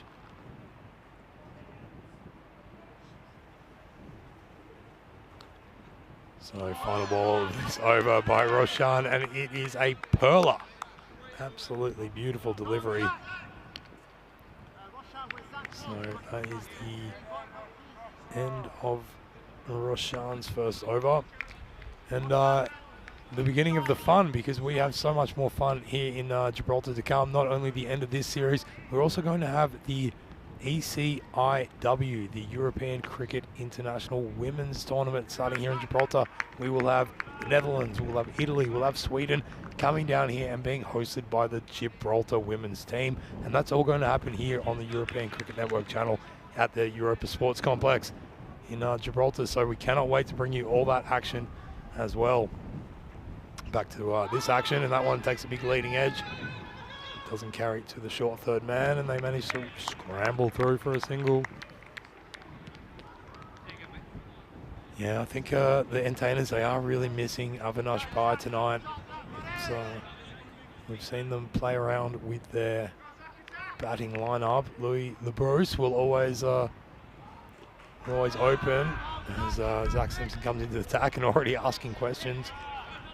But what we've seen with the entertainers is very often in their double headers in the first match, they'll have Louis the Bruce, joined by one of their usually middle order batters. But then in the second, Avinash Pai will come out with him and open the batting. And with no Pai tonight, then that leaves the task for the rest of his teammates. That's a good ball from Zach Simpson. So it's dragged away on the onside. I really like the attacking approach. He's just constantly asking questions. He's got that natural angle, darting them in at the stumps, but also varying up his pace. Rugby, as pointed out by Johnny G in the chat, and if Rugby do win this match, And they will be 2 points ahead of the Pirates in the standings, but the Pirates play the Sloggers tomorrow. The Sloggers have not played as much cricket as everyone else because of you know, the abandoned matches that we've had due to the weather conditions. It's a big, it's hitting outside the line, that one. A good shout, good enthusiasm. But the Sloggers are no easy beats. As we saw last night, they did manage to take it up to Rugby CC in one of the matches. And that was very much an unexpected result, given the way that the tournament's been going. But on their day, any of these teams can beat any of the others. That's the fashion of cricket. As the 6 over comes to a close, 44 for 1 is the score. And you can have a look at the bowling so far, which has been pretty good. Keeping it under 10 in this form of cricket is pretty good going. So they've all been trying to chip in. Here's Roshan to continue, and it's not too short of a ball. Oh, Paddy Hatchman set off for a run, and Harry Pyle, he's done it again. Well, keep that man behind the stumps because he can do nothing wrong. He has got them in his sights, and whether it's a wide or whether he's diving around or picking it up or scrambling and throwing it underarm, he can certainly find the stumps, and he has affected yet another run out. Yeah, I would call that a run out. It's not a stumping per se. As the ball gone past him, Paddy Hatchman got a little bit excited to get off strike, and then yeah, keep on running, Paddy, back to the shed, because that is the end of your innings. Yeah, and just remember in the chat that we're all here for the love of the game, and it's all about choice. You can be watching this cricket or you cannot be watching this cricket. We all choose to be because it's a wonderful exhibition of the growth of the game in Europe, not your traditional cricketing territory. And a big thank you to all our moderators for doing their task. You've got Chris Smith saying that if I have any family with the surname Beresford or Brain, then yes, we would be related. Well, it would be unusual for me to be in any family with the last name of Brain. And no, that's it seems like we've avoided relations, we've avoided discovering each other as long lost family members. But good to have you here, Chris. That one just takes the seam and decks out beyond the terms of limitation, so called a wide.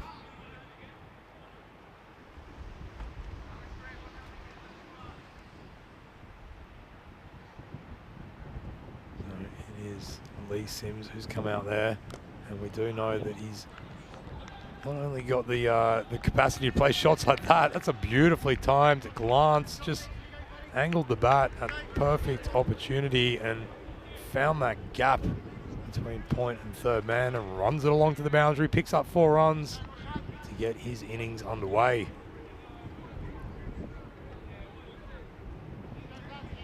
So Lee Sims off the mark with a boundary. Not only can he do that, but he can hit it big. We've seen it more than once. Those pads, haven't they seen some cricket?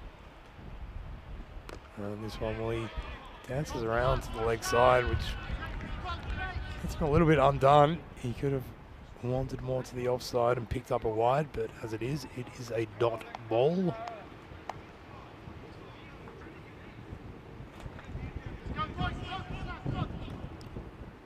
The exuberant shouts of encouragement coming from Dave Barley out there as Lee Sims plays that shot again. He's found an angle he likes there, and not afraid to play it, but this time only picking up the 1 run as backward point has been moved a little bit to account for just such a shot.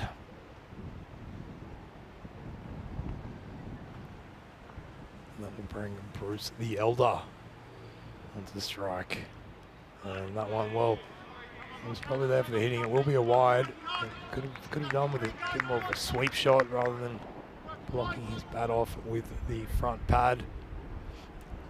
Rather really putting that front pad out to the right side and playing it with more of a straight bat might yield also better results. That one really tempting the nick. You can't believe it's been called wide, but I think he was right because it moved a lot. Unusually, that's as much a wide as a wide can be. I'm afraid Mohamed Roshan have to bowl it again. Oh, that's much better on the stumps, and he's asking the question there, but the umpire thinks that's going down leg. So he'll have to try it all again. It's a good response though. Oh, it's hit him. It's hit him in line. The question is, it is decking back in. And that front foot, that big front foot of Bruce the Elder is certainly providing an ample target for Mohamed Roshan as his over comes to a close after 7. It's 52-4-2, and we can have a look at the schedule for tomorrow over there in Malta. What a fantastic series that is turning out to be, as Gozo Zalmi take on the Cedar Warriors and the Bugaboo Blasters against the Victoria Lions twice up. And that starts at 8 o'clock GMT, 9 o'clock Central European, and 1:30 in India, 1:30 p.m. You can catch it all here on the European Cricket Network. It'll be brought to you by the wonderful ECN crew. Doing such a great job over there. They had a tough time of it. While we were having near hurricane level gales over here in Gibraltar, they were dealing with flooded streets. So they haven't yet invented the game of water cricket. So a couple of games were lost to those conditions. Lee Sims has taken the helmet off and he's going to try and paddle that one around. Good thing he didn't knock off Harry Pal's head. Harry Pal is doing an amazing job behind the stumps. He really is quick onto it. Uses his feet very well. And this one, Zach Simpson, he tempts him and Lee Sims obliges by dancing down the pitch. Just caught the toe end of the bat though. So I'm not quite able to get full value.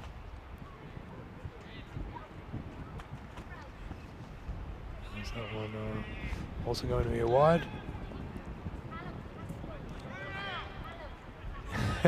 Shrug.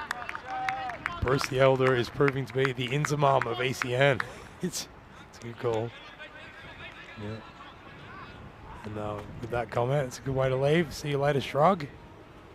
He's heading off to tend to whatever his duties are. As again, Lee Sims takes a big swing at a wide ball. Zach Simpson just losing his radar here a little bit. Only one legitimate delivery in this over so far.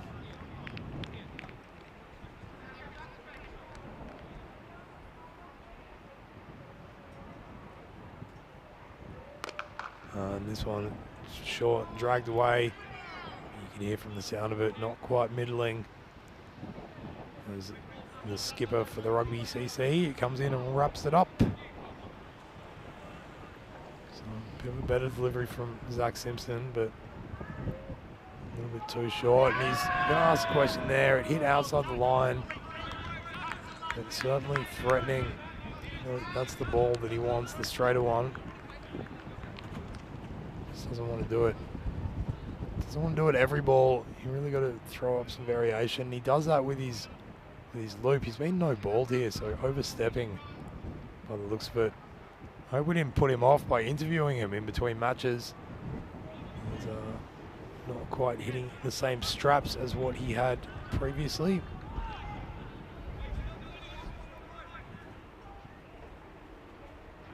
And that one wants a full ball, and he's lucky because Bruce the Elder's gone after it. Got a little bit on it.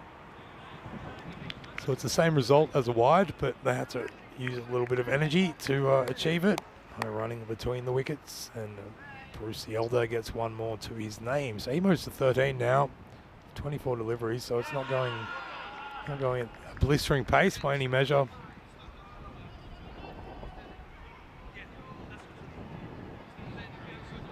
Does bring Lee Sims onto strike, and you get the feeling that he needs to be the aggressor, which is exactly what he's going to do in this instance, but only as far as in Latin once again.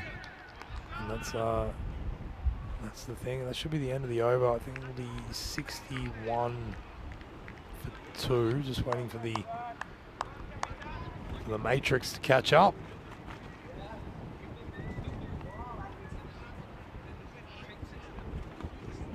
And yeah, you really need in this form of cricket, like all sorts of forms of cricket, it's having an aggressor and having a mainstay and just building that partnership.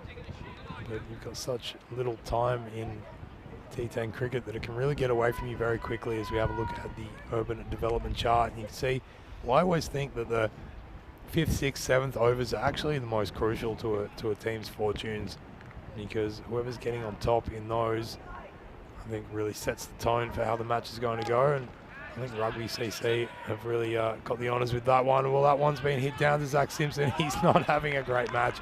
You see, thrown back in a little bit of anger. He did stop it, but it was a catching chance. It was a catching chance indeed. And unfortunately for the young man, he has put it down. So Brucey Elder swats that out to Dave Barley there. He's managed to stop it, but he has a tumble. They might want to come back for 2. There's a bit of confusion. There could be a run out here, but the throw goes astray, so they do make it through for another one. So they've gone past their score of the previous match now, which is positive. That should be gone. Yes, absolutely. Ian Latini knew it. And that's always the danger when you're sweeping across the line to a ball that stays low. And that is, well, that one, you could have plucked it from a tree. It was so plumb.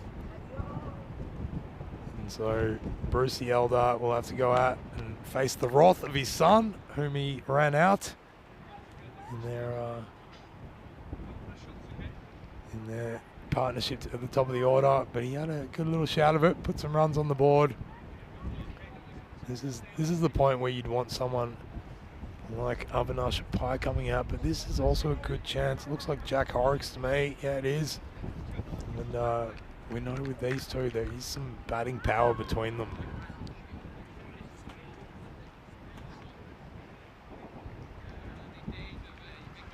So we should see at least some, if not fireworks, certainly they'll try to light the fuse, because we've got 1.5 overs to go, and their run rate, yeah, because of those middle overs really not going for very much, they have fallen behind what you'd expect to be a challenging run rate for any opposing team to chase down. So just under 8 runs and over, or just over 7.5 runs and over, and dealing in a lot of singles. Not too many boundaries coming in recent times. So that projected score, even if they do start amping it up, it's not going to be anything that the Rugby CC wouldn't feel that they can chase down. Oh, and that one has been beautifully glanced away. He really watches the ball. I'm really impressed with Lee Sims' hand-eye coordination. He seems to be able to make a quick decision at a late moment to position his bat to the best effect. It's been a good over from Latin though. 1 wicket off it, only 5 runs onto his name. Oh, that one somehow evades the stumps. It got through everything else. No wonder that it also avoided them. And of course, that fielder was Ataloye Adateo. You might not recognise him because he's completely rugged up. He's covered from head to toe. I'm surprised he hasn't brought the eye warmers as well. As the 9th over comes to a close, 67 for 3 is the score.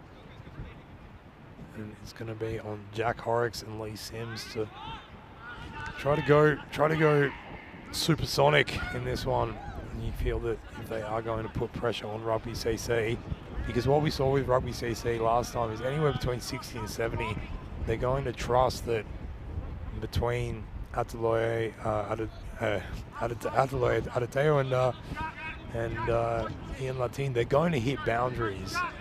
But for the rest of it, they don't need to hit that many if they just keep running singles and twos when needed. So this one will have to go big if they are to put pressure on them, and that's what Jack Horrocks has tried to do. There is protection out there in the sweeper. How did Zach Simpson get over there? He's been everywhere. I swear in his innings between balls, he's been at fine leg, he's been at long off, and now he's out there deep point, roaming around the boundary. It's John Matthews, another West Australian coming in, and that's a shorter ball. He's been slapped straight back down the ground. They are going to come back for two. There's some quick running. It should be a run out. It's a direct hit, and so Horrocks will have to go. And that was some very good fielding out there. By the looks of it, it was Roshan, I believe. Might have been. Let's have a look here. I believe that was Mohammed Roshan who did that. Can't quite see from the angle I'm on.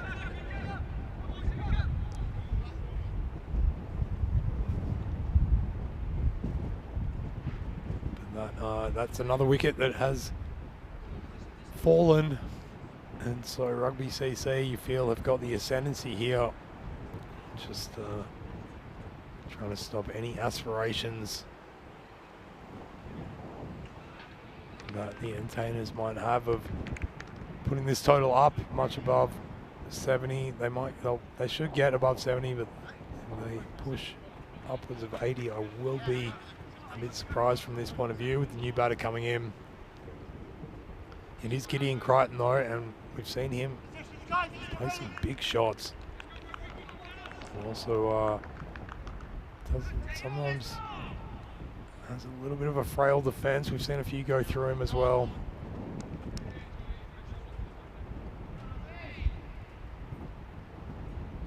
So here comes Johnny Matthews. And that one more, Lee Sims.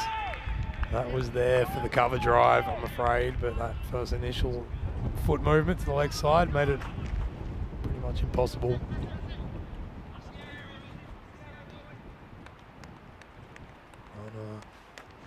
What it means for Rugby CC, it's another dot ball, and those are absolutely crucial at this stage. And he dances down the pitch, but again, just Larry Pyle, he's no success. Don't run. Well, they're going to run, and it's going to be not run out. Gideon Crichton got back, so that was a bold move by Lee Sims to try to take a run when the ball's sitting next to the stumps and the keeper. And very, very well done by Gideon Crichton to assess that situation. Realised that he was about halfway down a track that he didn't need to be on, and he got back in time. Yeah, so the entertainers, they've certainly been on the back foot tonight. They've already shored up their position for finals day, so nothing to worry about with that. As a big top edge is sky high, hit high in the sky, and Harry Pyle, he's in everything at the moment. He is piling on the accreditations for this success that Rugby are having, because he's taken a fine catch, running back with the gloves, and that is the end of Big Lee Sims. Yeah, just catching the top edge there and not really hitting down on it.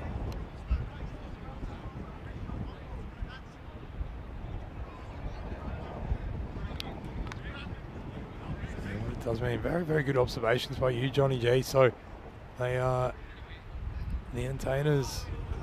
They are they've got enough points in the bank, enough credit in the bank to be able to experiment a little bit, but they have been struggling since that streak broke. I believe they lost a match and then they did get one back. But if this doesn't go the way that they would hope, then it will be 2 matches in a row lost. And coming towards the pointy end, it is also about momentum. That famous catch cry of sports people around the world. Momentum, as that one really cuts back into the new batter. It's Malhotra who's out there. And he doesn't get any bat to it, but they do run through for a bye. Avinash Pai, you're in the chat, so we're getting it straight from the horse's mouth there. He won't be able to play until finals day as the innings of the entertainers comes to an end. And it's marginally better than the last match with what they made, but still at the same time as we have a look at the highlights. And it was the Bruce show at the start with father-son combo, Bruce the Elder and Louis the Bruce. coming in to swat it around. They were hitting it on to all directions around the park as well. Some really lovely cricketing shots, and anything that was full or misplaced was dealt with accordingly, as seen there. And that's beautiful back foot, almost like a mix between a drive and a cut shot. But unfortunately, it would end when Louis the Bruce was burned by his father, coming back for the second. And Zach Simpson had a go. You get a feeling if that one had been given out, he might have picked up a few more, but as it was, Zach Simpson didn't quite have the performance in this match as he did last time. There was some pretty good fielding as well, and some not so good running. And it was really those middle orders of the innings that sort of set the tone for what the Entertainers would end up doing, which is petering out to a score of 70 for the loss of 5 wickets after 10 overs. And that is how it reads on the scorecard. There's some contributions there, no doubt about it, with the Bruces at the top leading the way, and Lee Sims coming in to try to work his magic to get them to a bigger score, but they were well held at the end of the day, not being able to get that strike rate above 100, and well, until the very end. And with the bowling figures, well, you can see a lot of the work was done by the fielders, led by Harry Pyle, of course, who effected another beautiful run out, and some good work in the outfield. John Matthews did pick up a wicket, and so too did the skipper in Latin. So that's how it panned out, 75 after 10 overs, which will leave Rugby CC 71 runs to achieve in 60 balls, and we'll see if they can do it after this short break. Until then, ciao for now.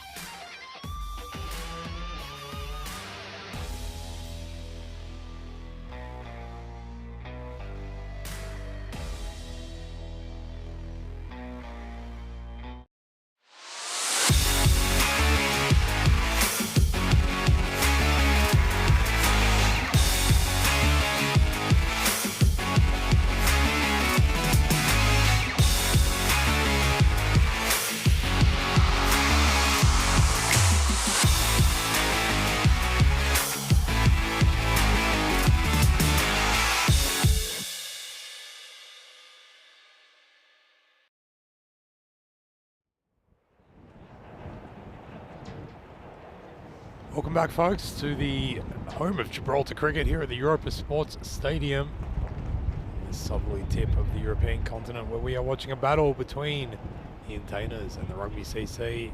As the Entertainers putting 70 runs on the board over their 10 overs, which definitely, according to previous performances and the CricBot calculations, could be considered under par.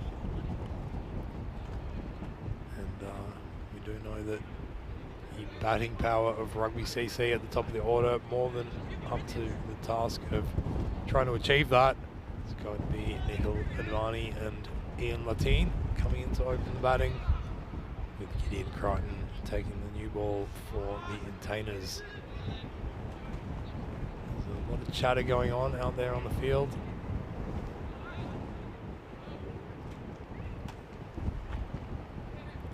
Paddy Hatchman just has a quiet word with Gideon Crichton. You know what would be a laugh, he says, if you take a couple of quick wickets. Certainly that will put the pressure on. We know that the Rugby CC, like any batting lineup, can be exposed a little bit. And those early inroads are taken. I'm Joe Wegasani, here to tell you all about it on behalf of the European Cricket Network, as we get ready to play some cricket. That's a good first ball as well, right on the money. And Latine just treating it with the due respect. Back foot, just defending it away for no run. So 71 runs off 59 balls. I dare say we'll see much the same tactic as what we saw previously, as that one is both wide and they're going to run an extra one as well. Yeah, the tactic will be to just play their shots when they're there, but also just run singles as much as possible. The score is this low. If you can just get within striking distance at the very end, then you're giving yourself a very good chance. So again, he gets a net nick as well, but the keeper, the beast, unable to get a glove to it as it runs away down to third man, and they take another run.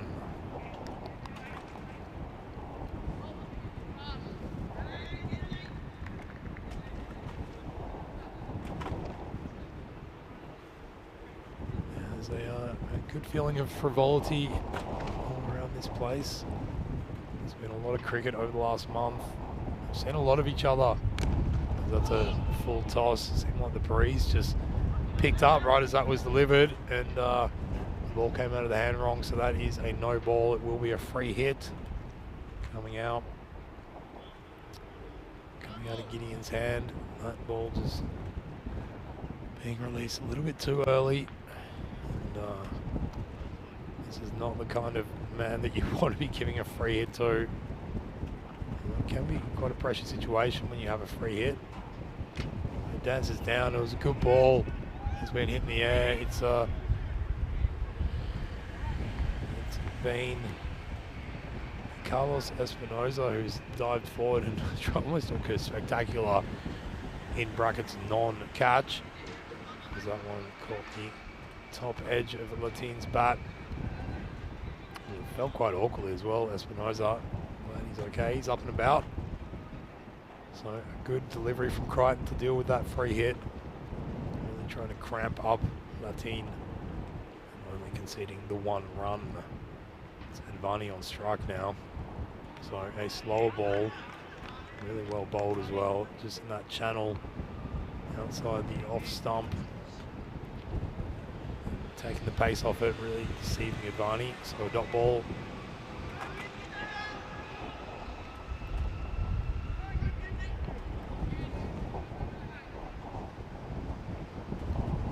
Very proper cricket stance, Advani, as he shapes up. He tries to take that one off the pads. Does it with a modicum of success, getting a run for his troubles. As Espinosa picks it up and has it back in. Not too many runs off this over, but the run rate required, so just over 7 runs and over is what they need. And they're pretty much Just tracking for that at the moment. So that's a good ball as well. Bit of extra speed, and once again attacking the body of Latine. So ending the over with another dot, and that means it's 6 for none after 1.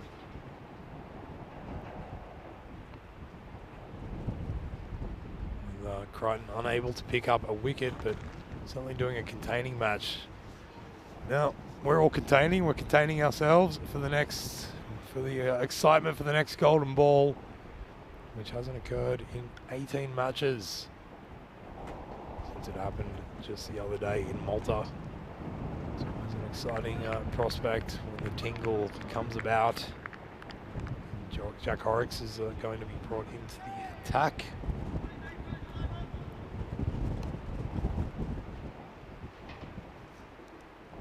In terms of the power play, we've just got the third man and the deep mid wicket. As Advani hits it out in that direction, and Louis the Bruce will come in and mop it all up.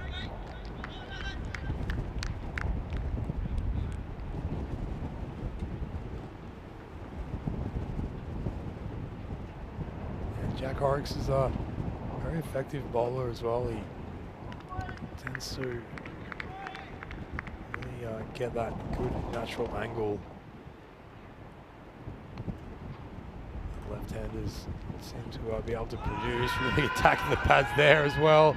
The finger hasn't gone up, but there has been a mix-up. There might be a run-out, but no, Advani will get back in time. It's a good delivery. Let's have a look. Difficult one to, yeah, just pitching outside leg. Very, very good call by the umpire. Very good call.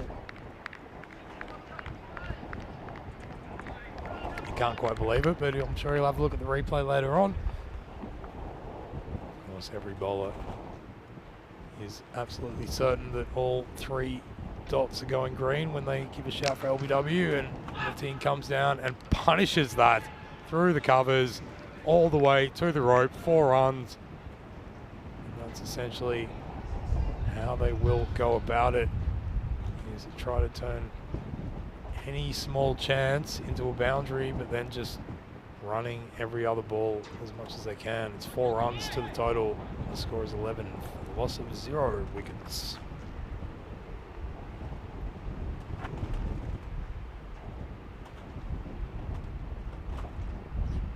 And once again that angle, but Latine reaches out and he hits it over the head of point. And he has found the rope once again, once, twice, thrice, 4 more runs.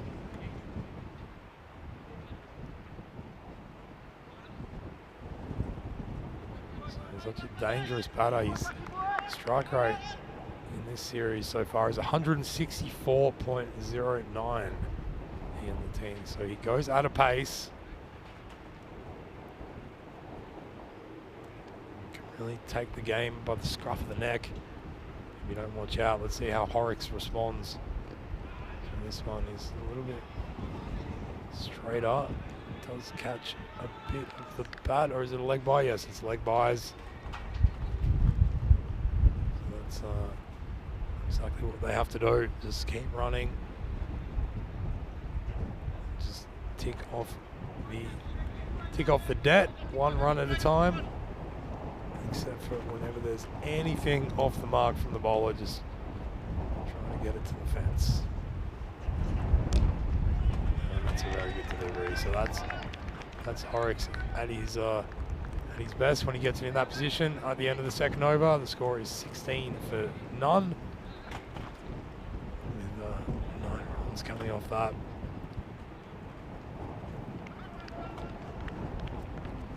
Excuse me, it was. Yeah, 9 runs coming off that. That's correct.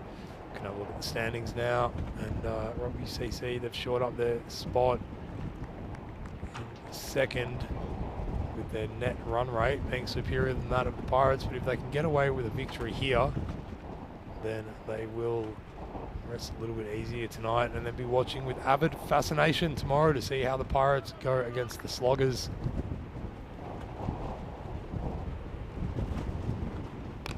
So bit of a shorter ball from Bruce, who's come into the attack, brought himself on.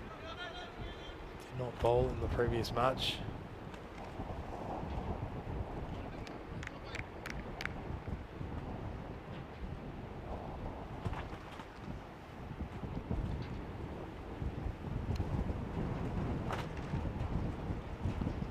Another good ball from Bruce, but well struck, very well struck by Advani. Just rocks onto the back foot and punches it through the covers, and that's another boundary. And really all they need, just one boundary every over, and the rest that you'd imagine will come when you're running as hard as you are in this format. And they will knock off this total, so a little bit too short from Bruce on that occasion. He's going to bowl that short, really needs to get it in at the body of Advani, cramp him up, and again, too wide on that occasion, and called as such by the umpire. The umpires today, by the way, that's Michael Charge, who's in charge from the bowler's end, and the other umpire, Sebastian Maynard, been doing an outstanding job umpiring cricket every night for about a month after getting up early in the morning, off to their day, their usual graft during the day, and then coming to feel their passion. Nice officiating in these matches. Local Gibraltarians, and that's been hit in the air and it's been spilled. Paddy Hatchman, he got into such a good spot. He got into such a good spot. We've seen him take some great catches as well in this series. On that occasion, maybe just hit the hard part of the palm because it popped out really quickly. And he'll be a bit disappointed by that one. Back to the live action now. And Bruce a slow ball, and it was read by Latin. He picked that one right out of the hand, waited on it, and just went whack. So he picks up another boundary, 4 more runs to the total. As the team marches on his merry way. Michael Charge, the umpire there, just having a look at the condition of the ball. Says that it's okay. I haven't seen any decrossing of the ball today, which is a significant difference from previous evenings. If you're wondering what I'm talking about, it's because we've had, over the last week, this amazing sea spray just picked up, lifted up the coast and sent a wash over this cricket ground, covering everything in salt, including the ball. So there's been valiant decrossing efforts all throughout. But tonight, well, we don't seem to quite have the sea salt. I'm just checking. The way that we check is by licking our lips and not tasting salt tonight. So at the end of the third over, we'll Rugby CC, they won't be too salty about that. 28 runs off their power play. It's not quite the most barnstorming effort that we've seen, but certainly nothing to shrug your shoulders at. So we move into the fourth over, we can have a look at the urban development chart, see how they've gone about building their structures. Started with a little house, went to an office building, and then tried to ascend it to a skyscraper before being cut short. So a good little advancement. What we saw comparatively with the Intainers is that those middle overs really put a dampener on their efforts. As Gideon Crichton comes back into the attack, he will finish his spell. It's an interesting move. They opened with him, and usually your best bowler, you might open with him and then save them for the end. He's been brought back in here just to try to get a wicket, because the Intainers know that if they don't pick up wickets, then it's going to be very difficult to stop this team, because that run rate required is pretty low. And certainly they are on target. You can see comparatively the Intainers were at the same score, so they were also going at a pretty decent clip, but as I said, just stifled a little bit in those middle overs as that one gets through the advancing charge of Advani. but also misses the stumps and the keeper, and as such they have run through for a bye. Yep, no connection with the bat.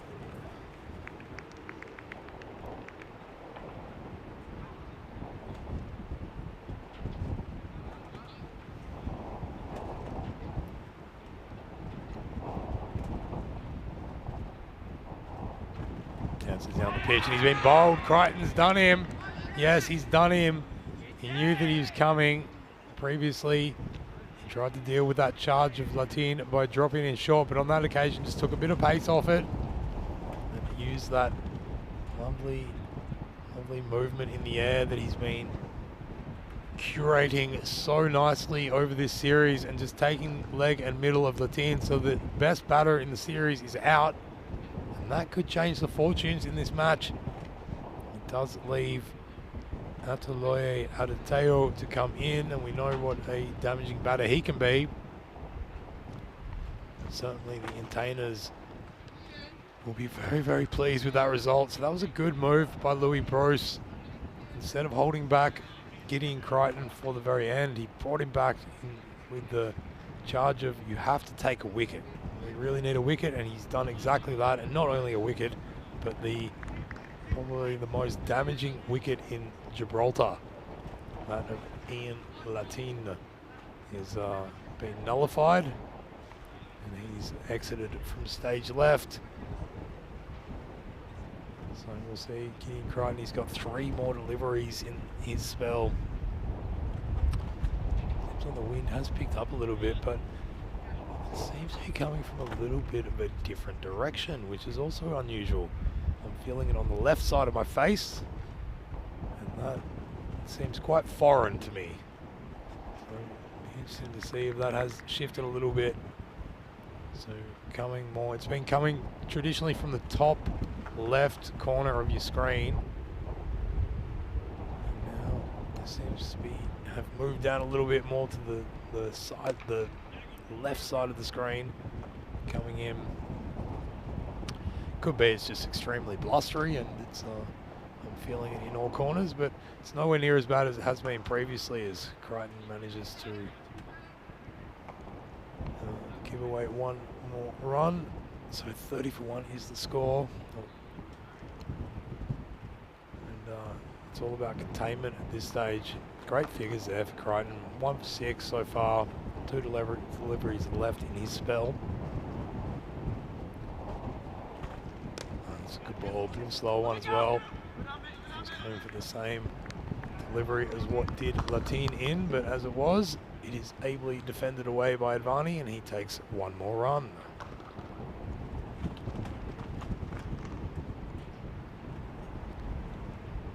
Yeah, great battle, seeing the best bowler and the best batter up against each other, and let's go to the bowler on this occasion. Crichton, who's now been spanked over the mid-off. And that is the work of Ataloye Adateo, former Nigerian national, over here in Gibraltar, wielding the willow for his team. So the end of the 4th, 36 for 1 is the score. Chasing down 71, so the equation has come down to less than a runner ball. 35 off 36 deliveries is all that's required. And we can see there the bowling has not been too bad. We got so eight sundries so far, but only 4 of them being no balls or wide, which is not too shabby in this format. We know that, especially in these conditions. It's Harshdeep Singh, by the way, who's been given the ball now on the job. I wouldn't be surprised to see probably he and Lee Sims, I would guess, will be given the next 4 overs between them. Gideon Crichton has been bowled out, so he won't be coming back. I think Louis Bruce has 1 more. So that'll leave 1 more bowler to finish it all up. It'll be just see who gets given that job. So that one, well, it was slow out of the hand. It's been hit up in the air, but it's also evaded the desperate, outreaching claws of Paddy Hatchman, who dived forward valiantly, committing himself as he always does. Something you can say about all these Gibraltarian cricketers is they put their bodies on the line time and time again. And on that occasion, it evades him. One bounce over the rope, and it's a big 4. Hello, Chris. Chris is happy to hear my gravelly voice again. Yeah, it's part of my nature, I'm afraid. It sounds very high in my head, but everybody else tells me differently. Oof, that return throw has absolutely clobbered Harshdeep right in the forehead. Oh, check him out. Give him a concussion test, because that has gone through the mitts right onto the forehead, bouncing off. Oh, that hurts. I'm vicariously rubbing my forehead in empathy there. Yeah, thank you, Chris. My name is Joe. Not sure, but that's okay. It's always easy to call me whatever you like, really. I don't mind. Nice to see you. Leuk om jou alweer te zien, Chris. Our local Netherlandish moderator. So that one is dabbled away. 9 point, and they take one more single.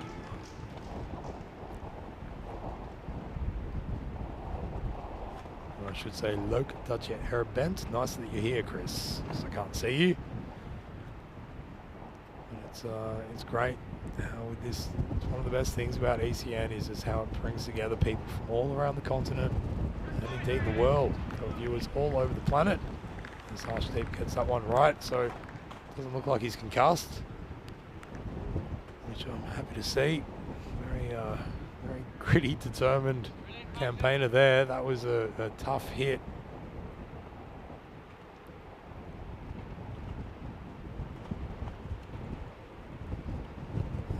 Ball, it's bowled him, yes, going across the line. That was not at the length that you want to be playing that kind of shot. And as Advani exits from the stage, he's practicing the straight drive, but that one, the one that counted, was a big cross-batted swipe, caught the under edge straight into the stumps. And that is the end of his innings. So Harshdeep gets the breakthrough. This game could still be on, very much so, as they have managed to stymie up the flow of runs and take a couple of wickets, and that's all it takes, as this man, Dave Barley, well, we know he can hit it.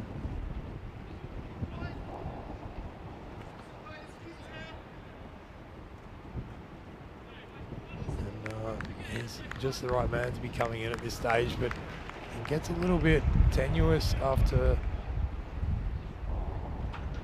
Barley, although we know Harry Pyle can do a really good job. John Matthews as well is pretty handy with a bat, and Mohammad Roshan also has shown some real skill and aptitude as well. So there is still a little bit of prowess in the batting lineup, but I feel like Dave Barley's the key here. And he's just going to play a nice, easy, square drive down to Lee Sims, who I think should be getting the ball pretty soon as we come to the end of that over. And well, we're nearing the end of this tournament, but hasn't it just been an amazing display from all these different players coming from around Gibraltar? And it just goes to show there is a beating, throbbing heart of cricket here in this part of the world, and wonderful to be here and to bring you all the action. It's going to be a superb end to the series, no doubt at all. We'll find out in the next couple of days who will be meeting the Entertainers in that top 1 and 2 spot playoff, and whether the Rugby CC can stave off any future charges of the Pirates. And another run is added to Adeteo's total. Yeah, Adateo, like these two are both more than capable to chase this down. 27 needed off 30, but there's some good tight bowling going on here. Lee Sims having been given the duties now in this, the 6th over.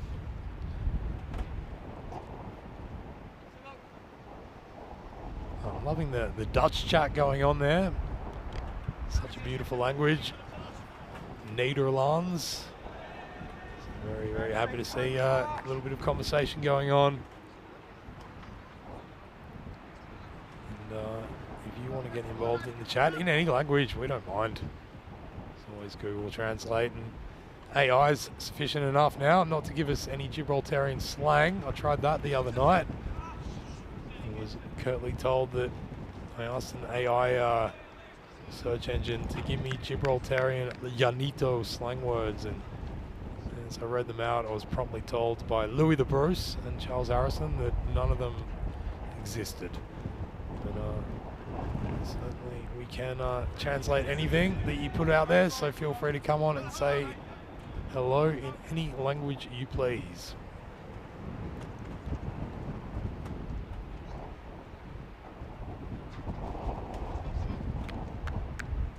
A few people hoping that this is achieved in under 7.5 overs. Nazmus Saqib really hoping that in the next 2 overs, less than 2 overs, Adateo and Bali can do this. Bali though, he might be gone. The umpire's gone to the 3rd man. It was a good piece of fielding and a quick return throw in by Crichton, and they like it. They're happy about it. Well, the wicketkeeper. Yeah, so did the ball hit the stumps or did the wicketkeeper kick the stumps? The ball's hit the stumps, but yeah, if the ball's adjudicated to hit the stumps, he is out, that's for sure.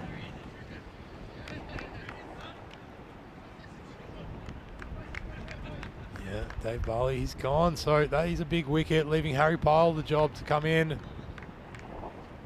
try to surmount this challenge that sits before him and Ataloye Adateo.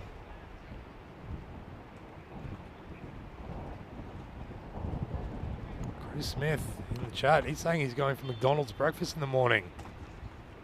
Well, just remind me again, Chris, where you're coming in from. I know that you said you were from Western Australia, but you get the feeling that with the time difference, you're not watching from Western Australia. So tell us where you're going in to get some lovely healthy fruit salad from McDonald's in the morning.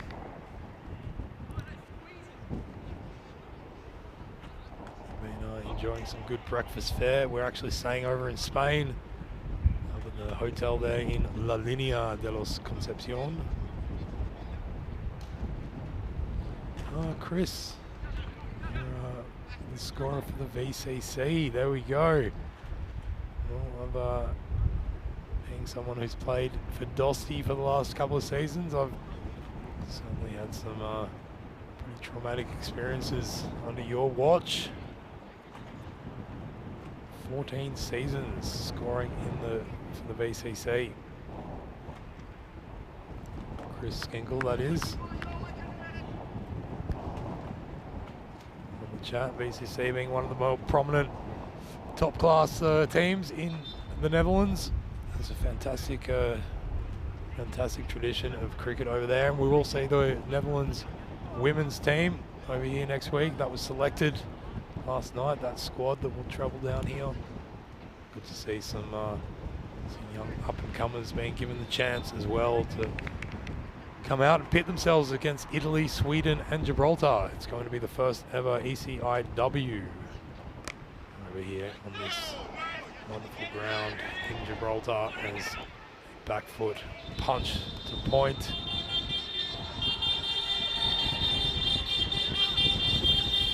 Okay, so Chris Smith, he's not from WA, he's England born and bred, but has a lot of family out there, so good to see that. And so the one-off chance trip that he was talking about in the chat of going to WA will be certainly a one-off to go and visit family. Nice to get the details. I'd love to find out more about all those who tune in to watch this game.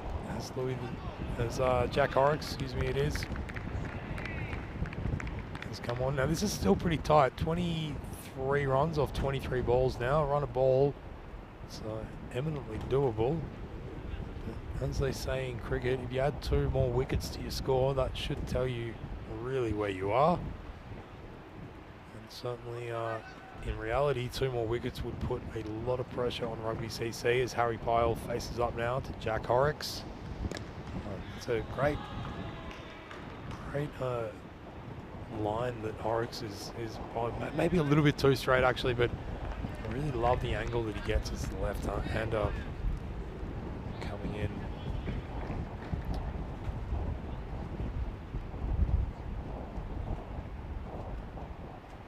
So Chris, we've got all the Chris's in the chat at the moment, so I hope I'm not being too confusing.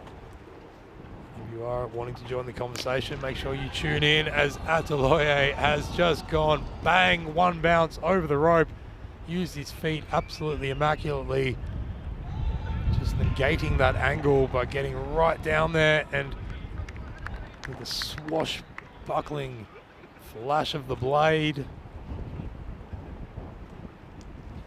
he's managed to get himself 4 more runs. Have a look at that. Beautiful camera work as well by Artur up there in the tower. How are you doing up there, Artur? I know you might be pretty lonely sometimes, but don't worry. We will never forget you. Give us a thumbs up. Let us know that you haven't frozen solid or anything like that. We've got a wonderful production team here from Spring Productions. Doing a fantastic job as always. A bit of a slower one, stays lower, but well read by Adateo. And he picks himself up 1 more run for his troubles. So Chris asking if I'm commentating the women's series. I am. I will be commentating the women's series. Going to stay here until that's all done and dusted. An absolute privilege and pleasure.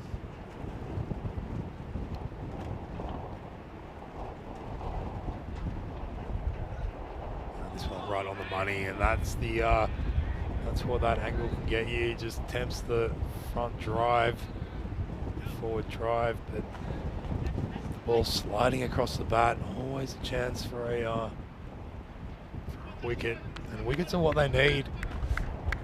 And actually, it might be a little bit controversial because you don't see it in this form of cricket, but you know, if you want a wicket with the left-hander coming in, it could be worth having a slip.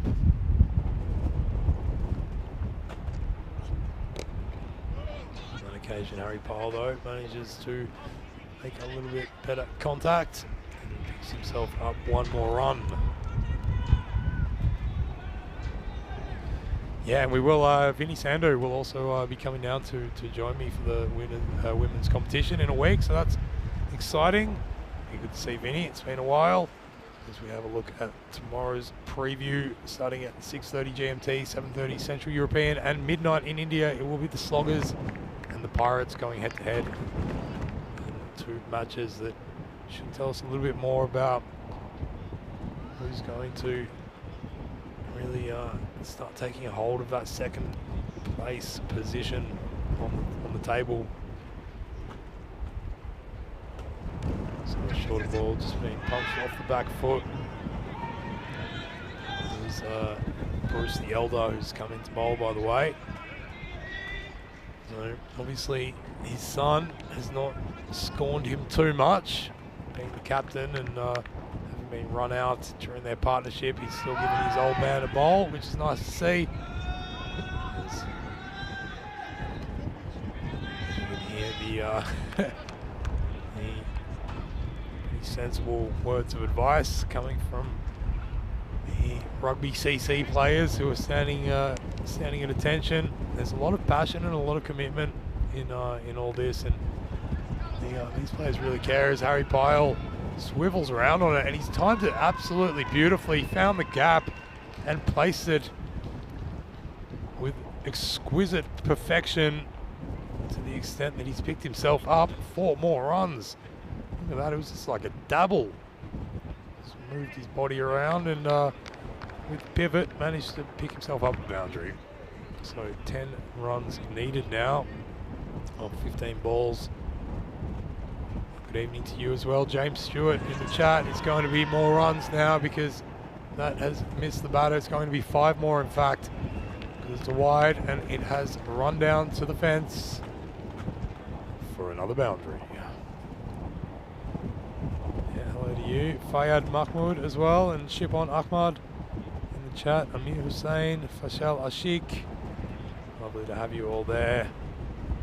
I'm sure you're sitting on the edge of your seat to see who's going to come out victorious in this. It looks like it will be Rugby as that one is splayed away down to square leg, and Louis the Bruce picks it up and has it back in, and some good backing up as well down there behind the keeper.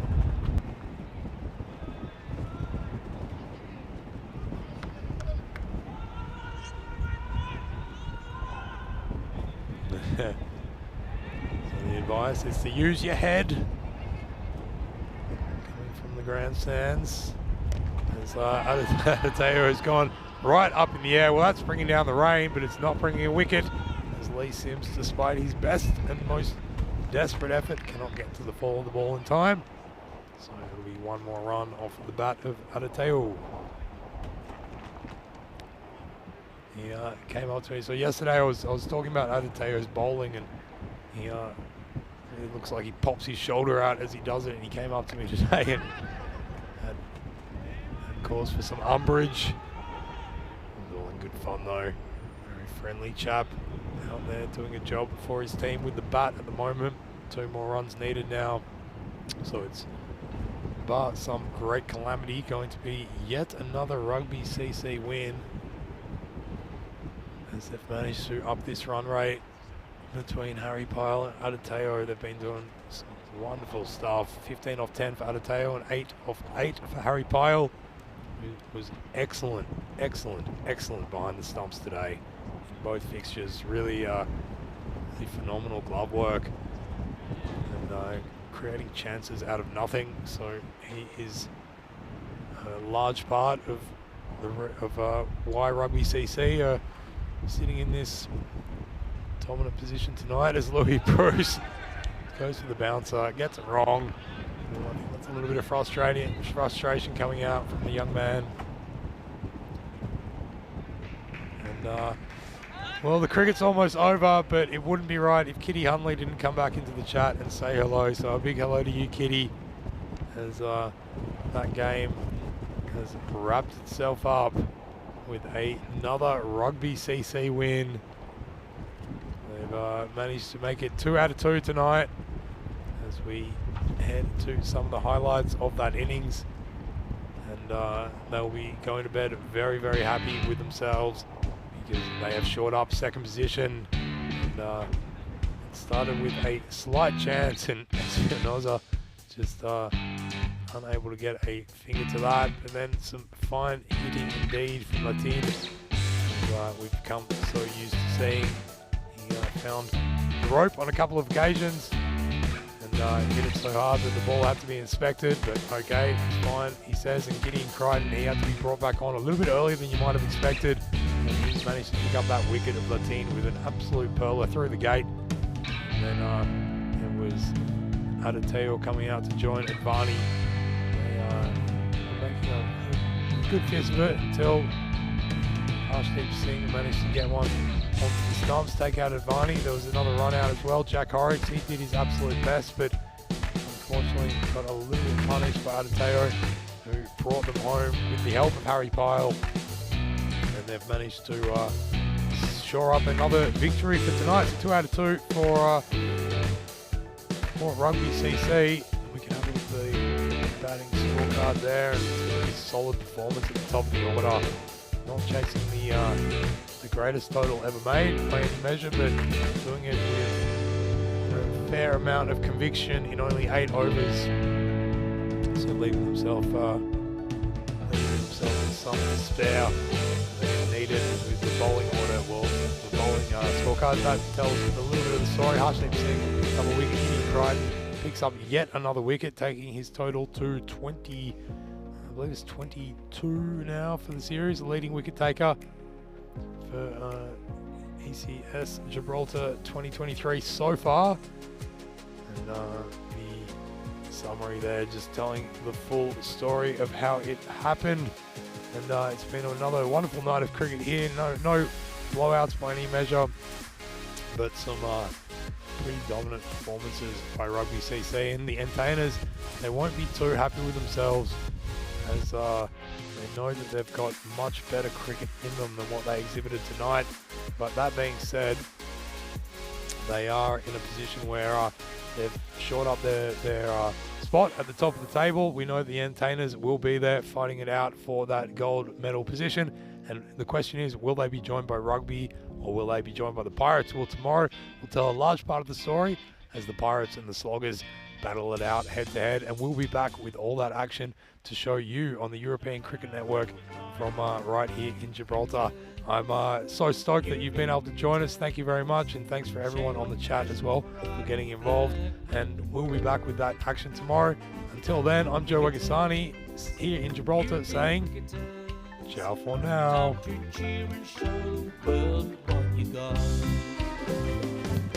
7 bits of wood and a tape ball taken to an open space. With a swing and a hit, the ball goes flying in the field and it makes his chase.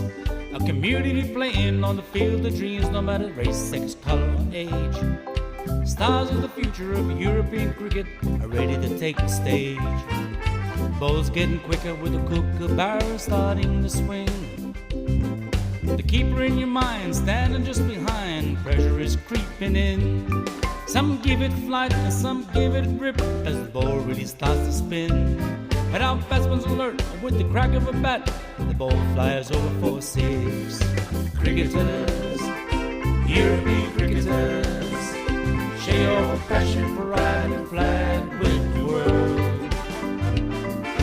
Cricketers, European cricketers, time to cheer and show the world what you got. Master blasters turn on the style. Cricket's a beautiful game.